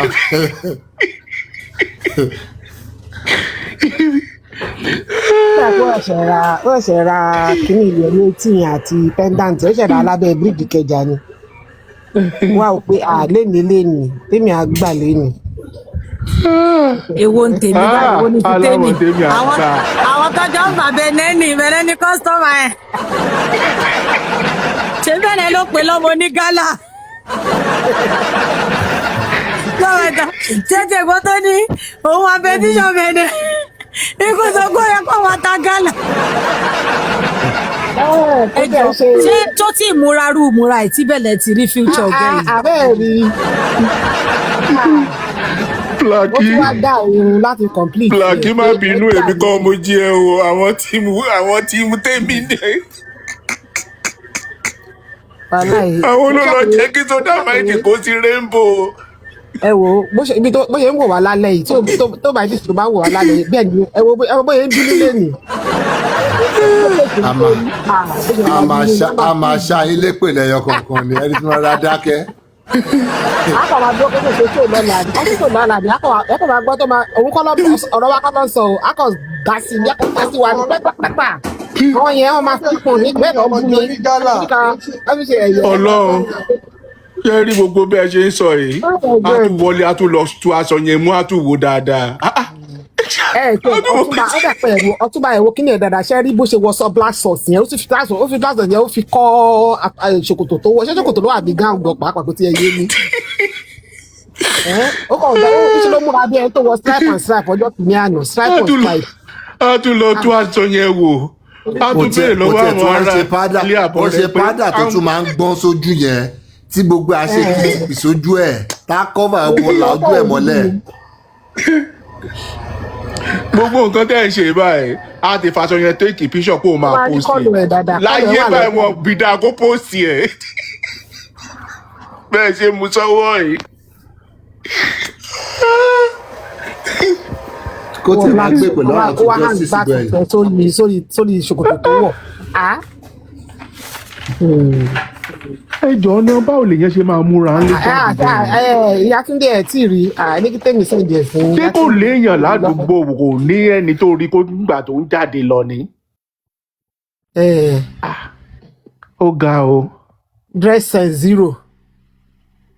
Wọ́n dẹ̀ máa bú wọn tí wọ́n ti wù mí tí ẹ̀ kí ń wojú kẹ́ tó búyàn ṣá.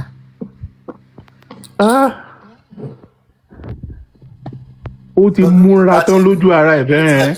Last month ló ṣe ìmúra báyìí ṣe bá sọ pé ń celebrate àwọn LGTB whatever day wọn ni àbí ṣe bí Pride month ní June àti ẹni pé June ló múra òṣì yìí à ní Pride month ló ń celebrate ọmọ àlè. But kò dáa o ṣé wọn pé lórí jewelry ẹ ló wọ̀ ṣàṣọyàn lẹ́nu kò dáa o.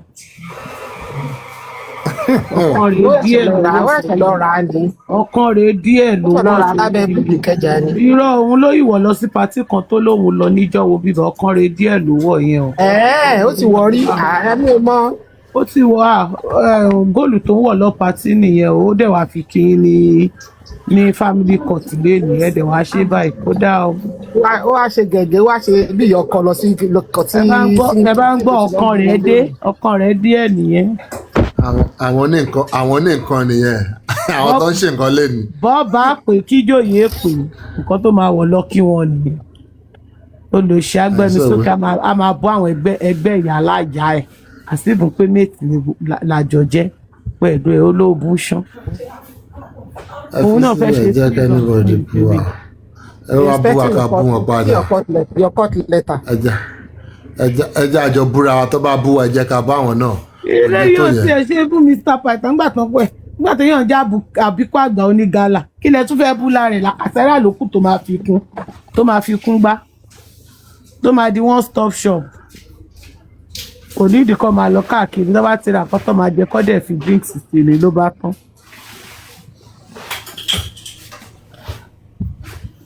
Péye wà yóò lọ fún wọn tán ẹ bá gbọ́ fún wọn tán o pẹ̀lú pátá ó dìbì á ti wo rẹ̀ pa nínú mírọ̀ lẹ́nu kó tó jáde á ti wo rẹ̀ dákú pé ha èmi mo dùn tó yìí. mọye sẹ́ẹ̀fì tó ti máa ṣára ẹ̀mí tí ó ti post lẹ́nu. Ọlọ́run ọba ó a máa yí a máa ró níbi tí àní tá a máa yára ẹ̀ pápá. wàhálà bí ó bá ṣe tó máa yà fọ́tò ilé gan bó bá dójú títà rí kọjọkọ yà wò.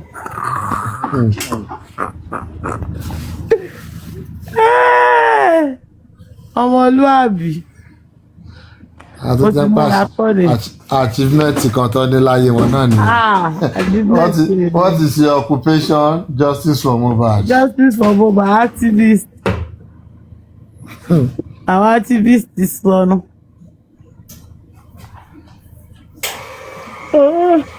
Ọ̀rọ̀ sọ bàbá tó wù dúró tí ọlọ́ọ̀rí ẹ̀pọ̀ tẹ̀ wá pa orí.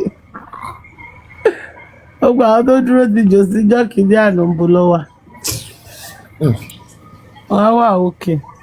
Ọkù bí ó lè ṣe nǹkan tó dáa. Wọ́n dúró ti disappointment ni. But Mr. Padasha pé ọkù bí dẹ̀ lọ Nàìjíríà kó tẹ̀lé mú jeans àti ṣẹ́ẹ̀tì kan lọ fún.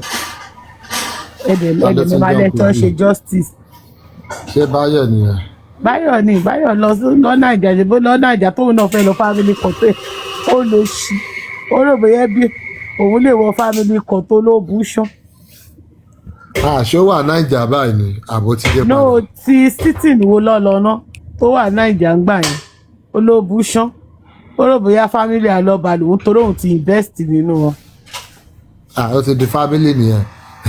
Èèyàn náà ẹni tó ti ná bóyá bíi 500,000 lórí family kò wá sí family member. Ṣé ẹ gbọ́rọ̀? Ẹ gbọ́. Tẹ́mi gan bá ná 1 million lórí family tí wọ́n bá fi mí jẹ olórí ẹbí wàhálà máa wà. Wàhálà máa ṣẹlẹ̀.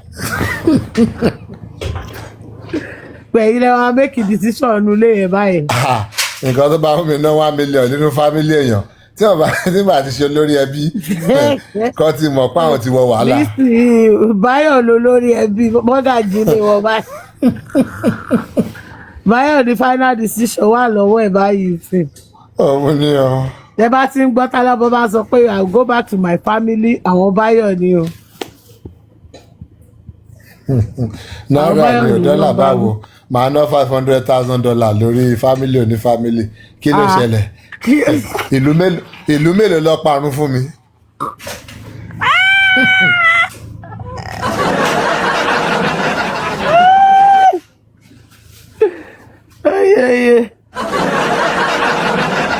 Wáyé wàhálà. Àní láàárọ̀ yìí ọ̀nà ibi tí ènìyàn burú gé sí ni mo kàn tiẹ̀ lọ́hùn. Wàhálà ẹ̀ ó ní ẹ̀ tí ẹ̀ tún béèrè ẹ̀ tí ẹ̀ sọ̀rọ̀ ń parun mi mo ní ewé. Wetin be this one like this? Ó fi máàcì aṣọ ẹ̀ ní. Mr. Oni oṣù mẹ́ta ló ti ń plan outfit. Wọ́n ti rí owó yẹn jọ fún kó tiẹ̀ má gba ìpè kó má jẹ́ pé owó tó dáa fún pé kó fi wọṣọ gidi lọ́ọ́ fi ra oṣù yẹn àyà kú ṣépè fún kí ló kàn wọ́n. ṣe bá ṣaṣọ olórí kí lè sọ yìí ó máa tún lọ ka sínú ilé bó ṣe wà bó ṣe délé ó bá délé sí á tún lọ ka á fi plastic á kó sínú plastic bag á tún gbé síbi tó máa gbé sí lókè ó tún jíjọ́ tó dé bá àlọ́ lórí aṣọ ẹ̀ ló wọ̀ wáyé ẹni tó tún wèrè tún wọ canvas yẹn ti bọ̀ sí. ó dẹ̀ sọ fún wọn o lórí iṣọ́ yẹn ó sọ fún wọn ó ní ṣé wọ́n fẹ́ rí complete outfit tòun kóun fi wọ́n wọ́ ṣe nígbà tí mo rí kan ààbò ní ó sọ fún wọn oníṣẹ́ fẹ́ rí complete outfit tòun kóun fi wọ́n wọ́ òun kóun fi ló sọ fún àwọn làgàtà ń bẹ̀ àṣeranù tó fẹ́ fi wọ́n lọ́rẹ̀. ọlọ́sì gbogbo ẹ̀ náà jòsí ló fẹ́ lọ fi dé ọmọ àlè nǹkan tí ojú jòsí yẹn gan rí gan bàbá mi tí ò bá ń ṣèwà wèrè ọwọ́ ìṣèlú ẹ̀ kéèyàn káàánú ẹ̀. Imagine kí bàbá tó sọ ọmọ nù kó máa jẹ koro àbí ṣé dá máa jẹ wọ́n pé koro lòun. bàbá ìta àkúdà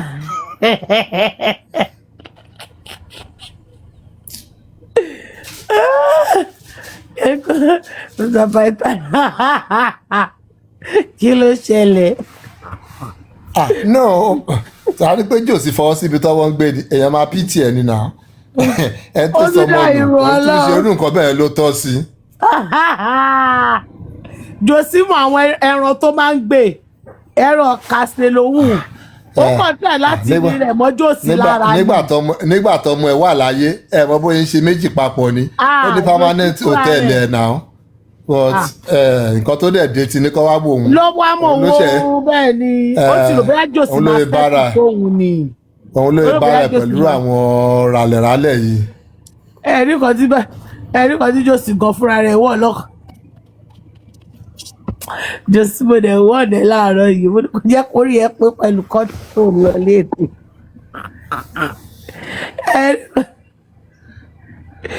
petition lọ́wọ́ ta ni kí ni mo tún ṣe báyìí mo búyàn náà. ẹ̀rí pé mo tún pìtì jòsí ni ọ̀nà náà má dé láti pé jòsí fọwọ́ sí ibi tọ́wọ́ ń gbé ni gbogbo àwọn nǹkan tó gbogbo àwọn ìgbádùn tó ń jẹ́ gbà tọmọ ẹ̀ wà láyé bó ṣe ń fẹ́ àwọn ọ̀rẹ́ méjì papọ̀ tó ń toast àwọn ìyàwó ilé papọ̀ gbogbo ẹ̀ lèèyàn máa ṣe arrangement yẹn fún pé náà. tó mú gbogbo wọn ara tó toast àwọn ọ̀rẹ́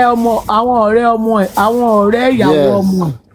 gbogbo ẹ̀ la máa make arrangement yẹn fún pé àìrọ̀ máa yí sọmọ lò ẹ jẹ́ kó gbádùn ara rẹ̀. ẹgbẹ́ àtọ̀ tó tọkùnra wa jòsí ti lajú ó ti rí nǹkan táwọn ìyàwó ọmọ ọ̀rẹ́ ẹ̀ tó máa ń wọ̀ ó ti rí Mr. Pythagoras ẹ má jà fún jòsí ní me now. èrò beggars can be choosers ó ti jẹ ṣé a fẹ́ fún un ní àbí nǹkan tó ti jẹ rí bóyá kó má padà sọ́dọ̀ ẹ̀ là ń sọ ẹ ti gbàgbé pé bóyá gbà tó kọ́kọ́ wá ó wá ń wá gospel artist ẹ̀mọ́ tó máa wọṣọ àwọn Mary Magdalene yẹn jòsí àfìyà pé ṣe mọ̀ ó wá ṣe backup ní orin gospel àwọn fẹ́ kọ. bọ́ ìgbà tó wá di pé jòsí lè ṣe sí gbà ẹ̀ moment of weakness ni tó máa gbà bẹ́ẹ̀ ibi tó ti kọ gbà mí la màmá mi gbà ló ṣubú léwèrè láyà. kí wàá gbà mí kí sáré ṣọwọ́ kan.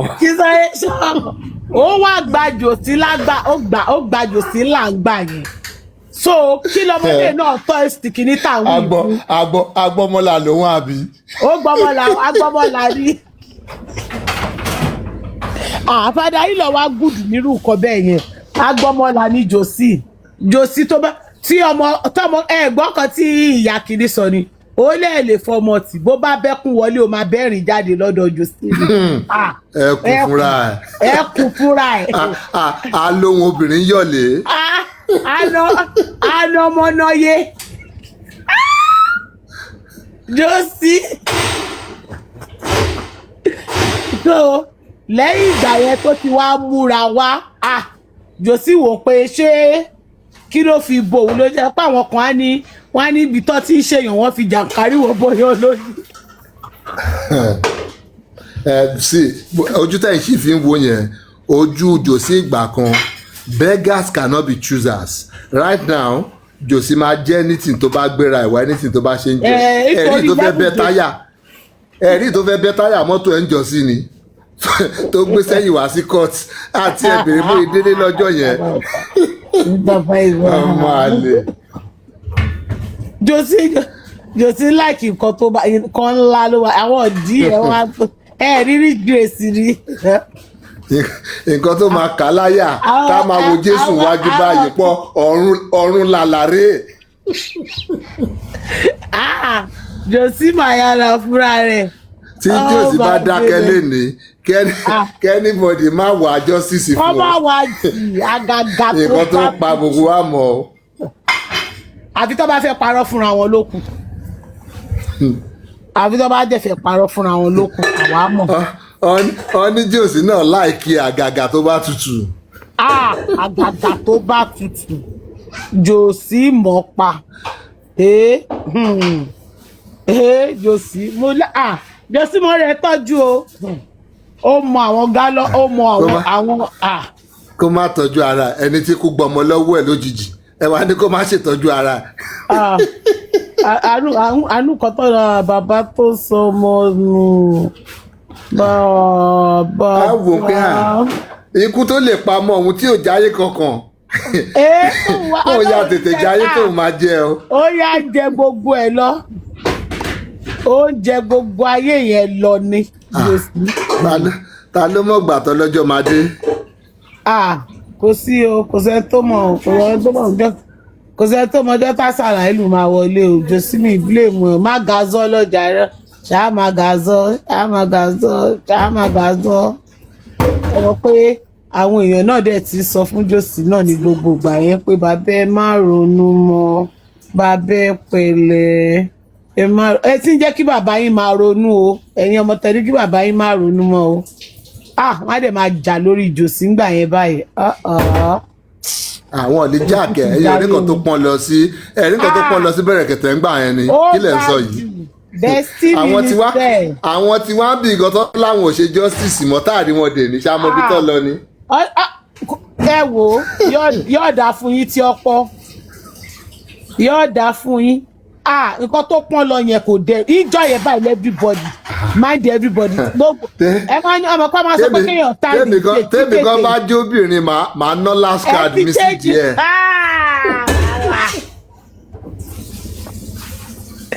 ẹ̀yin ká ti change mind yìí lọ sí ẹ̀kẹ́ èmi náà lọ tọ́ kínní ìwò náà èmi náà fẹ́ lọ rí bó ṣe rí pé àwọn tó bá ti tọ́ wò rí pé tó bá padà dé báyìí story máa ń change ní lẹ́sẹ̀kẹsẹ̀ àwọn yẹn ló máa ń dúró ti jù sí lọ́rùn pé a lè gba kẹ́tì bàbá yìí báyìí. Àṣàkẹ́ no be violence be this now àti bájòsì dárò náà ni because at the end of the day whether we like it or not this man lost a child. Bẹ́ẹ̀ni. So a ní láti máa fún kọ́ọ̀tẹ̀ láwọn allowances kankan you know. Bẹ́ẹ̀ni. Gbogbo àwọn kìíní on a normal day ká nípò ọmọ ẹ̀ wà alive gbogbo kìíní kò ní láàkí ẹ̀ náà ó máa jẹun nígbà tó yẹ kó jẹun ó máa ṣá ọmọ nígbà tó yẹ kó ṣá so but nǹkan tó dé ló ti ní kó wá wò ó so it's okay. Bẹ́ẹ̀ni bẹ́ẹ̀ parọ́ ó tọ̀ bẹ́ẹ̀ lẹ́sọ̀ mo tiẹ̀ láìkẹ́ ẹwà considerate. Tá a bá ń jàbí tí ká kú kọ ìgbà míì ló fẹ́ lò láyé náà tí ẹ̀ máa ní kó má gbádùn.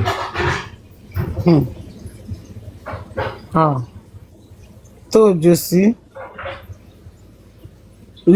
àwọn ò ní crying shoulder o ní crying shoulder tó nìyẹn but àwọn èèyàn ọ̀pọ̀lọpọ̀ àwọn crying shoulder kẹ̀ jòsí máa gba shoulder débò mi ẹ̀ má lẹ́ndì ẹ̀ crying shoulder lọ́dọ̀ wa mi ẹ̀ lè mọ ibi tára yín kù sí o. Ewé tí jòsí bá kọlu èèyàn pẹ̀lú crying shoulder. Ẹ kalẹ̀ o ẹ kalẹ̀ rọ ẹ fi alẹ̀ ẹ kalẹ̀. Màá ní. Shoulder might eégún kílẹ̀ pẹ̀lú ayé sí náà. Ọ̀tún ká ti fún wa lórúkọ. Eégún etí yẹrí o. Ọbọ òfò. Ẹ wò ní báwo lèèyàn ṣe ń wọrú kọ́lọ̀ burúkú yẹn jáde kọ́lọ̀ gbígbóná bẹ́ẹ̀ yẹn kí ló dé. Fly ẹ̀ tán ni ó máa tiẹ̀ délẹ̀ ni. Òun ló pè ní ọmọge oníkọ́lọ̀ òkìkí kí ló dé. Ó kàn délẹ̀ ni. Ṣé tóyọ̀ bá lọ sí kóòtù ṣé ó lọ ṣọdún ni ewu làbọ̀rọ̀ kúrú títù sọ̀rọ̀. Gbogbo àwọn nǹkan tí mo ní kí bébì mi náà máa ṣe nìyẹn wọn múra to kill gbogbo àwọn nǹkan tó ń fa iṣu láàrin Matista Temi nìyẹn kéèyàn máa dress to kill nǹkan tèmi fẹ́ nìyẹn. Pé kọ́ jáde tán. Kó nà wọn pàgbóró. Kéèyàn máa lọ sí kóòtù kó wá búra tó ti yẹn wá gbérin sọ̀rọ̀ kí ló dé. Kó wọ kóòtù kí adájọ́ kan máa mọ̀ nǹkan tó máa dánú ẹjọ́ kó máa wò ó pé ọmọ lélẹ́yìí kẹ̀. Kó ṣáná ṣàrà. Pé eléyìí wà lóní òsì nǹkan. Ṣódà bùbú ó máa lu kó o. Tó bá tiẹ̀ fẹ́ ṣó Temi Stafford pé o bá búra so o gbúdọ̀ wọrin tútù sọ́rùn lọ sí court ṣó wà òkè. Ayé ẹ̀ ti pa. Ibo ni kò fi sílẹ̀ sí apartment tó ń ṣe àbíkọ́ jùlọ abẹ́ ẹ̀mọ́ ètò rà. òótọ́ dẹ̀ ni so ó kúkú gbé sọ́rùn ni gbogbo property ẹ̀ láyé lọ́rùn ẹni kò fi sílẹ̀ sínú ilé tí níbo àbẹ́tọ́jọ́ ń pín lélo tó bá mú lọ́nkán kí ló máa ṣe. òótọ́ dẹ̀ ni ẹ rí ẹ̀ sọ ó tún wá péǹtì orí bí ti ẹ̀ rò pé ọmọ náà ti ẹ̀bùn kan tó fi ti òun ẹ tó ṣe pé dúdú òwúrọ̀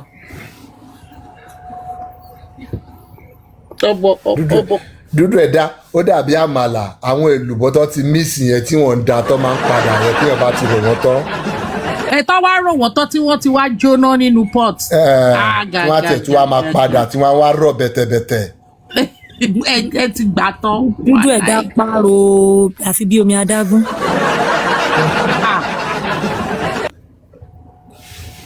àbí wàá pàwọn náà dúdú ńlẹ gbogbo ẹ ó dá ìdá pààrọ̀. ó jóná.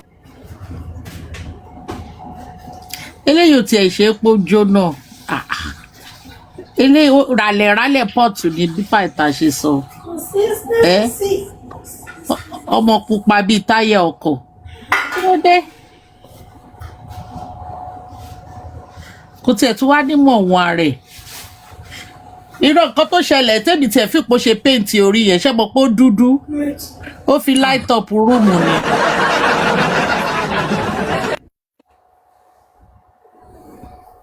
kí gbogbo ẹ má bàa dúdú lọ èwo ni kọ́lọ̀ òkìkí kí ló dé gbogbo kọ́lọ̀ yẹn wá ń gbóná láéláéláélá àbí láìkà tó ń wọlé kókó yẹn. ẹ ṣùgbọ́n pé láìkà làṣọ yẹn àbá po ṣe kẹ́wò dáadáa bóyá aṣọ chíà ni o. wọ́n ní láìkà ní èmi ò tiẹ̀ wò dáadáa gbà tá wo fọ́tò yẹn sí ilé mi máa rí i wọ́n ní láìkà ní. bóyá àwọn tó súnmọ́ fọwọ́ kan ṣàánú wà lọ. Python need láti fọwọ́ kan èèyàn tó bá ń wọ aṣọ you see it. àwọn aṣọ àwọn agbáyé yẹ̀rìyẹ̀ nígbà ayé alálùmọ́lẹ̀ lọ́ọ̀kan lẹ̀ tí rí bó ṣe rí lára ni. ẹ̀ẹ̀kan tó ṣẹlẹ̀ ní ẹ̀ láìkà ní. àwọn lọ́mọ́rọ̀ láìkà ni. mo ní kó lẹ̀ mọ́ lára ó lẹ̀ mọ́ lára láìkà ló máa ń lẹ̀ mọ́yàn lára báyìí ló máa fà mọ́ ẹ lára báyìí. láìkà lọ́wọ́ sí lẹ́kọ̀ọ́. ẹjọ ṣó gbé fún tailor ní àbí ready to wear ni. bó ṣe máa rà nìyẹn ó wà lábẹ́ bíríìjì ní yànà pàjá ẹ bá jẹ lọ sí Yaba náà ẹ bá wá abẹ́ bíríìjì Yaba máa rí ẹ tó wọnú ọjà Yaba yẹn gangan ibi tó ti ń ta aṣọ gidi Yaba ẹ ti bá ní àwọn entrance yẹn ọmọ ẹ máa gbọ́ adé ẹ tẹ bá wọnú Èkó náà London bridge Èkó ọrùn mi ni ẹ wo ọdún yóò yẹ ọdún yóò yẹ mi ò ṣe kò gbà ọrùn mi ni ẹ wo tútù yìí pọ̀ ẹ bò ó mọ́ra wìtì ṣé mo pé ní Èkó ní Ìdúmọ̀tà Èkó Mr. Python máa sàn kọ́kọ́ fún nípa Èkó they sell things to the weather tó bá jásìkò òjò ni tẹ bá ṣe ń wọnú ọjà yẹn láti tẹ́ tẹ́bà lẹ́tí tó máa wọ raincoat lọ́wọ́ máa ta fún yín bẹ́ẹ̀ 200 500 50 tó bá dìgbà ọdún léyà ìgbà ilẹ̀ máa ráwọn jàlámíà onígbáríyẹ̀rìyẹ̀ ọdún yóò yẹ iléyà máa wò ọmọ tàyẹ̀ gbàléyà tó bá wọ̀ gba Christmas wọ́n máa ta àwọn orú àwọn aṣọ yẹn but kò ní jẹ́ jàlámíà fún àwọn kiri yóò orú àwọn ìtòhùn wọn ìtàn ọmọ kéékèèké náà wà so wọ́n á sọ fún ẹ pé cut your coat according to your size ọwọ́ òtórí ọrùn mi ni ẹ wò ẹ má yọ ọmọ yín sẹ́tìn àwa wọnú Èkó dáadáa tó bá jẹ́ pé yẹn ni. òun ò wá mọ season tó yẹ kó wọ ni. òjò rọ̀ lọ́wọ́ lẹ́kọ̀ọ́ òjò rọ̀ lọ́wọ́ lẹ́kọ̀ọ́ so àsìkò tó ń ta náà rè. nǹkan tẹ́ máa ń ṣe fẹ́yàn kò dáa o ẹ̀ ń lé gẹ̀yìn lérè ó fẹ́ wá impress wa ni o òun ni gbogbo ìmúra tó múlẹ̀ nìyẹn o. bọ̀kùnrin eléyìí kò yí o kò yí o débi tó fẹ́ prẹ́ o débi tó fẹ́ prẹ́ sí nẹ́ẹ̀kì wa o. jọ́sẹ̀ ń rọ̀ lọ́wọ́ wẹ́dà ló ó dress to the weather ni. ẹjọ́ sister temi mi ò láìkí. ẹ̀rí kó tutù gan ni ẹ̀rí kó tún wọ iná. Mr. Python ibi tẹ́ fi máa mọ̀ pé ó dress to the weather ni òtútù mu ó wọ iná ó ó ṣẹ̀ṣẹ̀ wá wọ òkè sí nígbà tó tún wá wọ socks paramọ wọn ló wọ socks. wẹ́ẹ́ ní sùúrù mọ́ mi Túndé ẹjẹ́ ń gbà ẹjọ́ ṣàlàyé kínní fún mi ẹjọ́. tí ó tún wá wọ ṣòkòtò yẹn bó tuntun lè máa gba ẹsẹ̀ wọlé ló tún ṣe tún mú socks ó fi kíìsì ṣòkòtò yẹn lókè ó fi kíìsì ẹ̀ pé òtútù ò lè gba ẹsẹ̀ wọlé ó ṣẹ̀ṣẹ̀ wá lọ wá àwọn búgí boot yẹn náà àwọn yẹn náà rú yẹn lè fi tẹ omi wọn á fi tẹ omi àsìkò omi rèé. àbí kéèyàn fi tẹ ọmọ pa téèyàn bá ṣọ́ra èèyàn lè fi tẹ kókó pa. èmi ò wá mọ̀ bóyá ó lè tẹ ọmọ pa o ìjà kó ó ṣàdress ó dress to kill the weather ni o so èmi ò I don't know. kílé tí ò wá wá àwọn kíní Christmas cap yẹn tó máa ń ní tó máa dàbí fìlà kíní yẹn. kò bá jẹ́ kí kíní yẹn jẹ́ bí woody so that fìlà náà tún lọ sórí ọ́ a fi borí àwọn olùṣe cap yẹn náà wà yẹ nǹkan tó fi pa tó fi bọ́ kí ni Àtúndé ní ó yẹ kí ṣọ́bí mi ṣe ṣé yẹ kí ṣọ́bí mi bá bọ́ṣọ ẹ ni. no mi sọkẹsọ bíbí mo ní socks yẹn ni mo ní kẹfà ní explain mi mọ pé fẹ́ explain the wúrọ̀ mo sọ pé ṣé wọ́n ní bí ti tẹ̀ ní sọ pé ó wọ socks. ṣé wọ́n kọlọ̀ ní socks yẹn ni àbáwọn tó máa ní stripe yẹn ni. black ó fi máàcì tinú ṣe wo fọ́tò tí mo send ó yá mo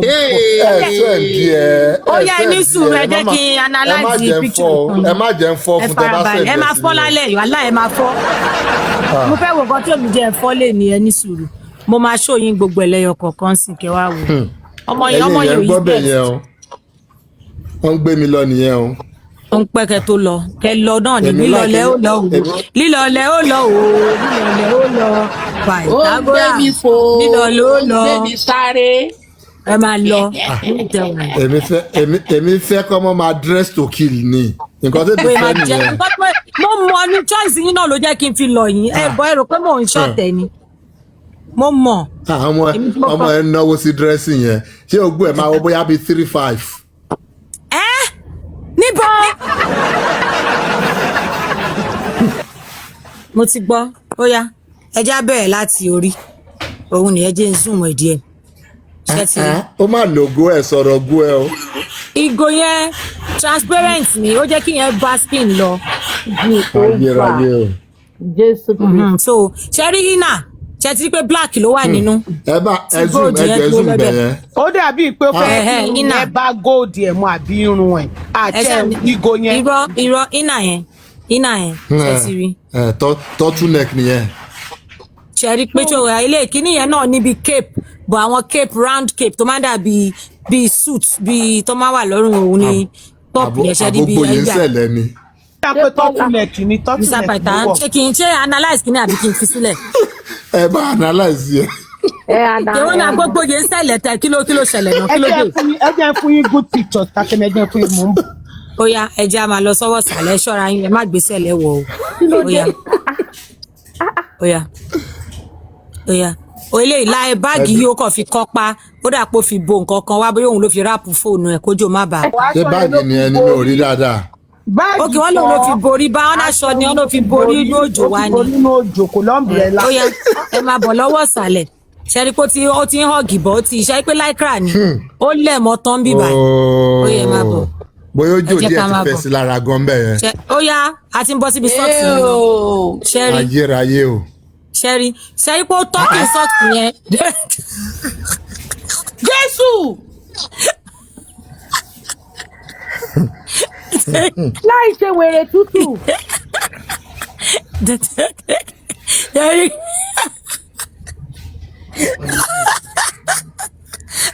kò jẹ́ mi ni màmá analyze kìíní.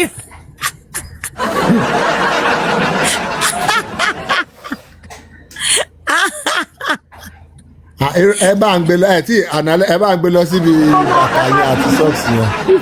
Mr. Bata ẹ dúró náà ẹ dúró. tọ́kìnọ̀kì kan ó dúdú bá aṣọ yẹn mu ni lábẹ́ ìwé. ẹ ṣáà ní sùúrù ṣe ní kí ṣòkòtò yẹn fàdé abẹ́ ọmú ibi tí wọ́n gbé ṣòkòtò yẹn. ó fà sókè tán high waist ló ń pè. high waist ni ó fi flat tummy yẹn. ó fi ṣe flat tummy. olóṣìíràn high waist lycra. mo máa wá dáhùn wá dérí ọ̀la. Mr. Paita mo rí pẹ́ẹ́rì yín ẹ ti wọlé ẹ ti fọ́ra ẹ. Ẹ̀rẹ́ lẹ́gbẹ̀ẹ́ díẹ̀. mo kò jẹ́ sà. ẹ fẹ́ kó jẹ rush. Ṣé kí á lè fi sọ pé òun dàbí ọmọ ọ̀dọ̀? Ọmọ ọ̀dọ̀ mi gan gbọ́dọ̀ múra báyìí. Ó wá ní kẹ́lẹ̀ ta gálà. Ó wá ní wọ́n ní kóun ta gálà. Bẹ̀rẹ̀ tó ní ó ta gálà gan wo ṣe fún ni. Ọmọ ọ̀dọ̀ mi kò gbọ́dọ̀ múra báyìí. Kò gbọ́dọ̀ múra báyìí gan kí n ra gálà lọ́wọ́ ẹ̀. So Mr. Paita kò ṣe turtleneck ló wọ̀ ó dúdú bá aṣọ yẹn mu ni. kọ́ ẹ wá rò bóyá ó dúdú bá lọ́ba mu. pé ọ̀la pọ́n bẹ́pọ̀ rẹ kí ló máa pélé yìí. Adúdú bá aṣọ rẹ. Adúdú bá aṣọ rẹ ni. Ó bá rẹ ó blend ni ẹ mọ̀ pé ìjòkú náà máa sọ ìwọ́n náà blend ni. Òkìkí o. Ó blend Òkìkí o. Kọ́lọ́ra ó kọjá riot. Ó ti ṣé ibi kan tó wá fọ́ níbẹ̀ ni pé ó máa ti múra tán á ti wo rẹ̀ pa. Àwọn ẹbẹ ló tún polówó pé sọ́ọ́rì múra òun. Ẹ jẹ́ wa bí wọ́n ti sọ pé Sodamite ọmọ ọ̀dọ̀ mi kí n tó kó Nàìjíríà ni ìyá ẹ̀ Sẹ̀míà nìyẹn kí n tó kó Nàìjà ọmọ ọ̀dọ̀ mi nìyẹn sórí mo kọ́n kéèkì sórí ọmọ ọ̀dọ̀ mi kí n tó kó Nàìjà nìyẹn sórí iṣẹ́ ọwọ́ ẹ̀ kò ní jẹ́. Torí bó ṣe múra ṣó lè dúró ṣé múra ẹ tó wọlé ni ṣó ó dúró sẹ́gbẹ̀ẹ́ látòrí skin ni wọn bí ẹ̀dá ò lè rúnnú lé mi àwọn mọ̀.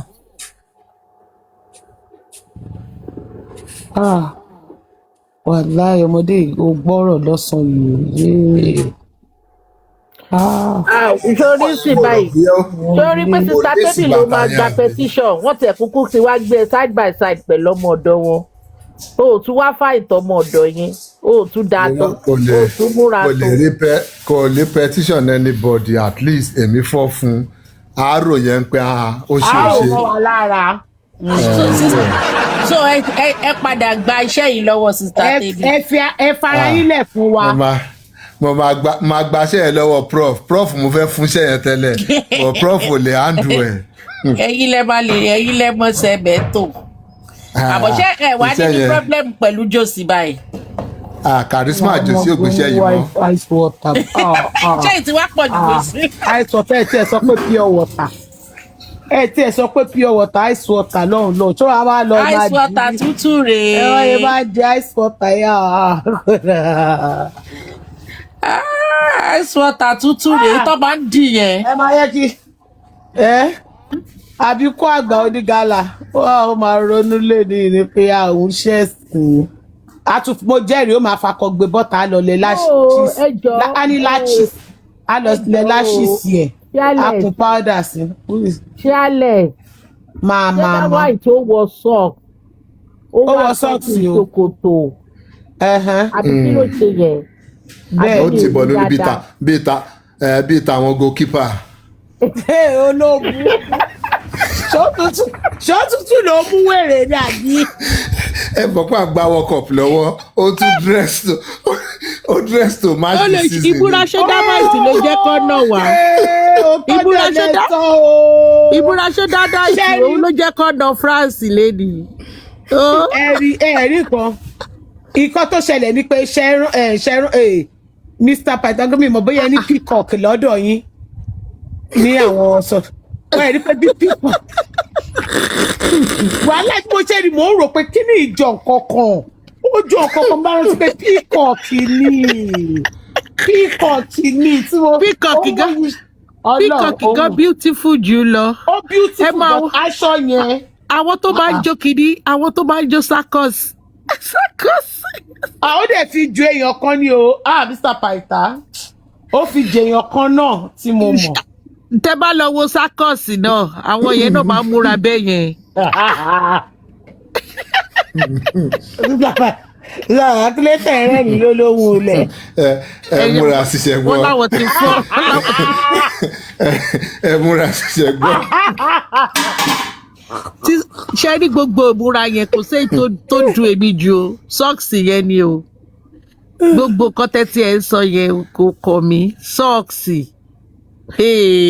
Peacock kò black bọ́ ṣé mo pé tẹ bá ní Peacock tẹ bá subscribe fún Peacock sọ pé ó máa ń yọ àwọn kọ́lọ̀ yẹn mo ṣàpò látẹ̀kọ́ pé mo ti rí kọ́lọ̀ yìí kíkọ́.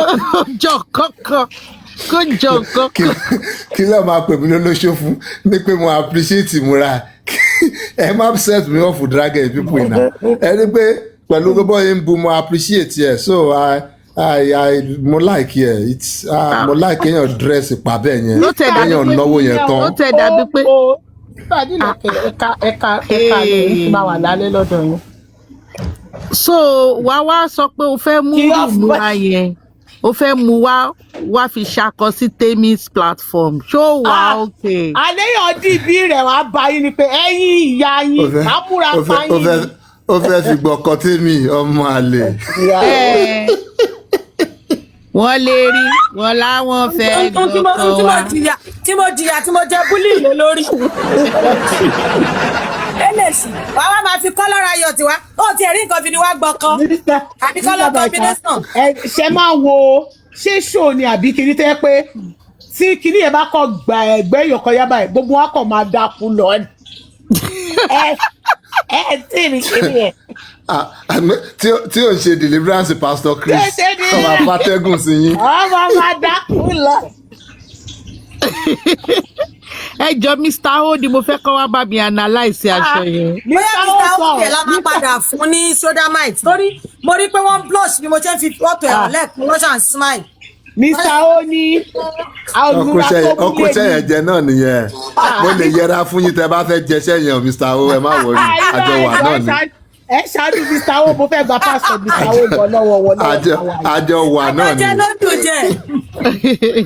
àní Mr. O sọ pé ìmúra tó mú wálé ni wọn ló ti ń plan it for the past 3 months ló ti ń plan ìmúra yẹn náà pé mo fẹ́ dì pa àwọn pípù yìí níṣẹ́ mo máa dì lọ bá wọn níbí rẹ̀ àyíyá wọn owó ní gbàṣẹ. Fearless socks yẹn ṣe ẹ bá mi analyse socks yẹn ẹ bá mi analyse yẹn ẹ bá mi analyse. sọ́ọ̀sì ló dé ẹ̀yìn ní gbogbo. ẹ bá mi analyse sọ́ọ̀sì wo ló analyse ẹ̀yìn òwò bọ́ọ̀lù ẹ̀nì ni àsọ́sọ́ àwọn goalkeeper náà tó máa ń tìkì fójó yẹn. bóyá ó dẹ̀ put everything into ó kàn báyìí gbogbo ẹ̀ ní o. kéèyàn wọ trouser top kó wá ti di kòtò sínú socks oh my God Jésù ó tún gbé mi débẹ̀. ó kàn sórí ẹ̀ ní ẹ tó ti múra ẹ mọ̀ pé bóyá bó ṣe kọjá ládùúgbò ẹ̀gọ́ lásán lè rí i.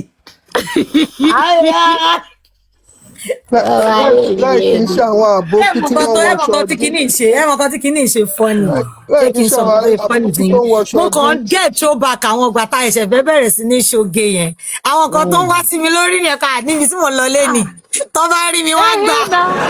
ó tún gbéyàn padà ó tún gbéyàn lọ sí àwọn kan ayé ìgbà yẹn làwọn nǹkan yìí ó ló yẹ kí wọ́n gbà ní tẹ́ńtẹ́ ibù gbà yẹn gbọ́dọ̀ kí wá ṣe pé kò wọ sọ́ọ̀sì kò wá tọ̀ kí ṣòkòtò yìí ti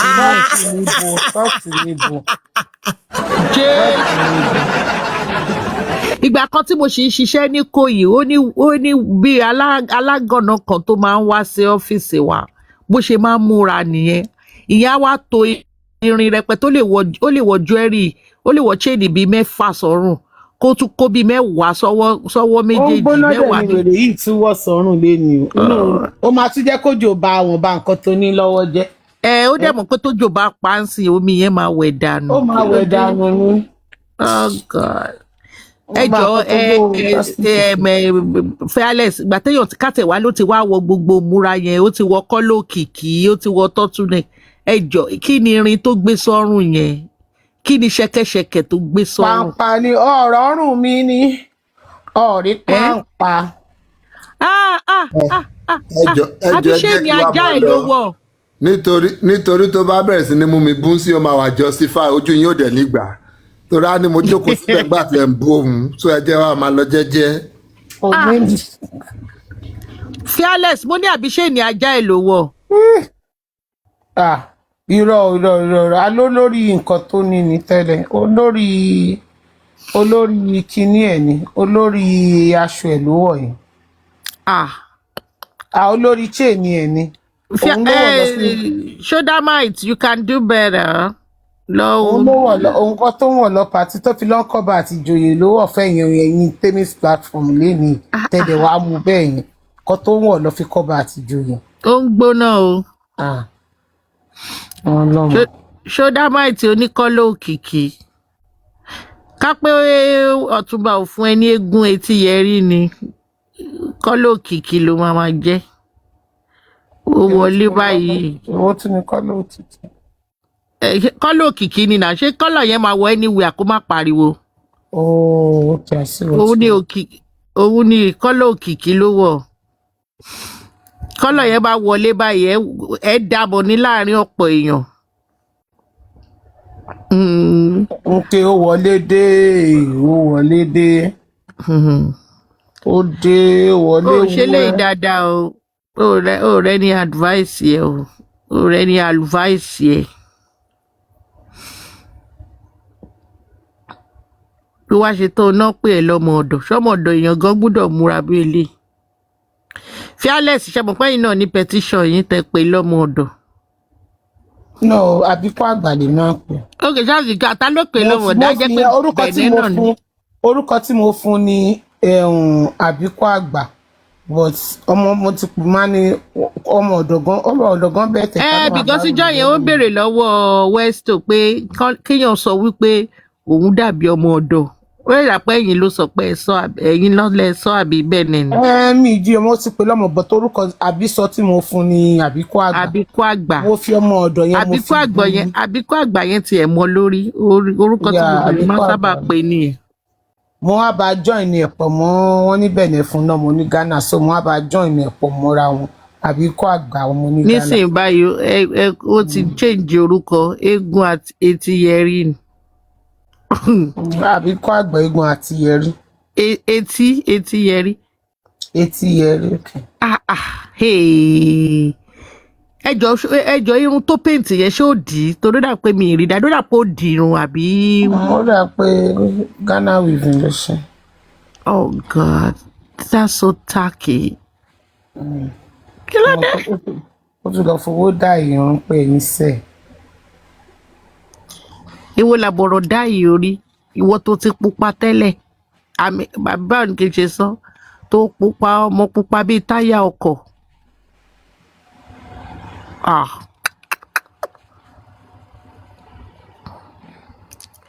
Creator òro ohun rero pàìtà o.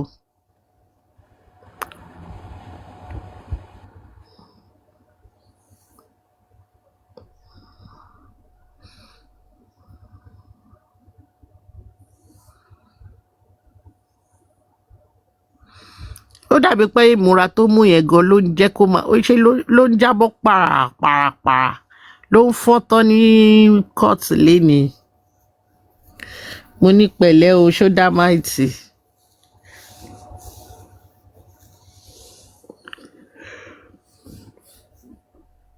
ó ga ó yá o Maxi o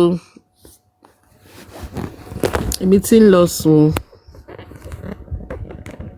Ṣódámáìtì ló jẹ́ ń gòkè o ìgbà tí mo rí sọ́ọ̀sì yẹn o mi ò ríru eléyìí rí o ní 2026 láì ṣe wípé wọ́n gbé wa padà lọ sí ayé 1960.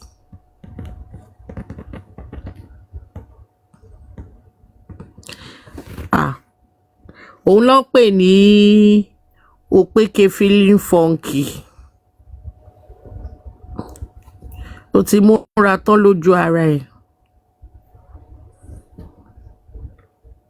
Maxi tẹ́ bá ti rẹ́dì mo ti ṣetán.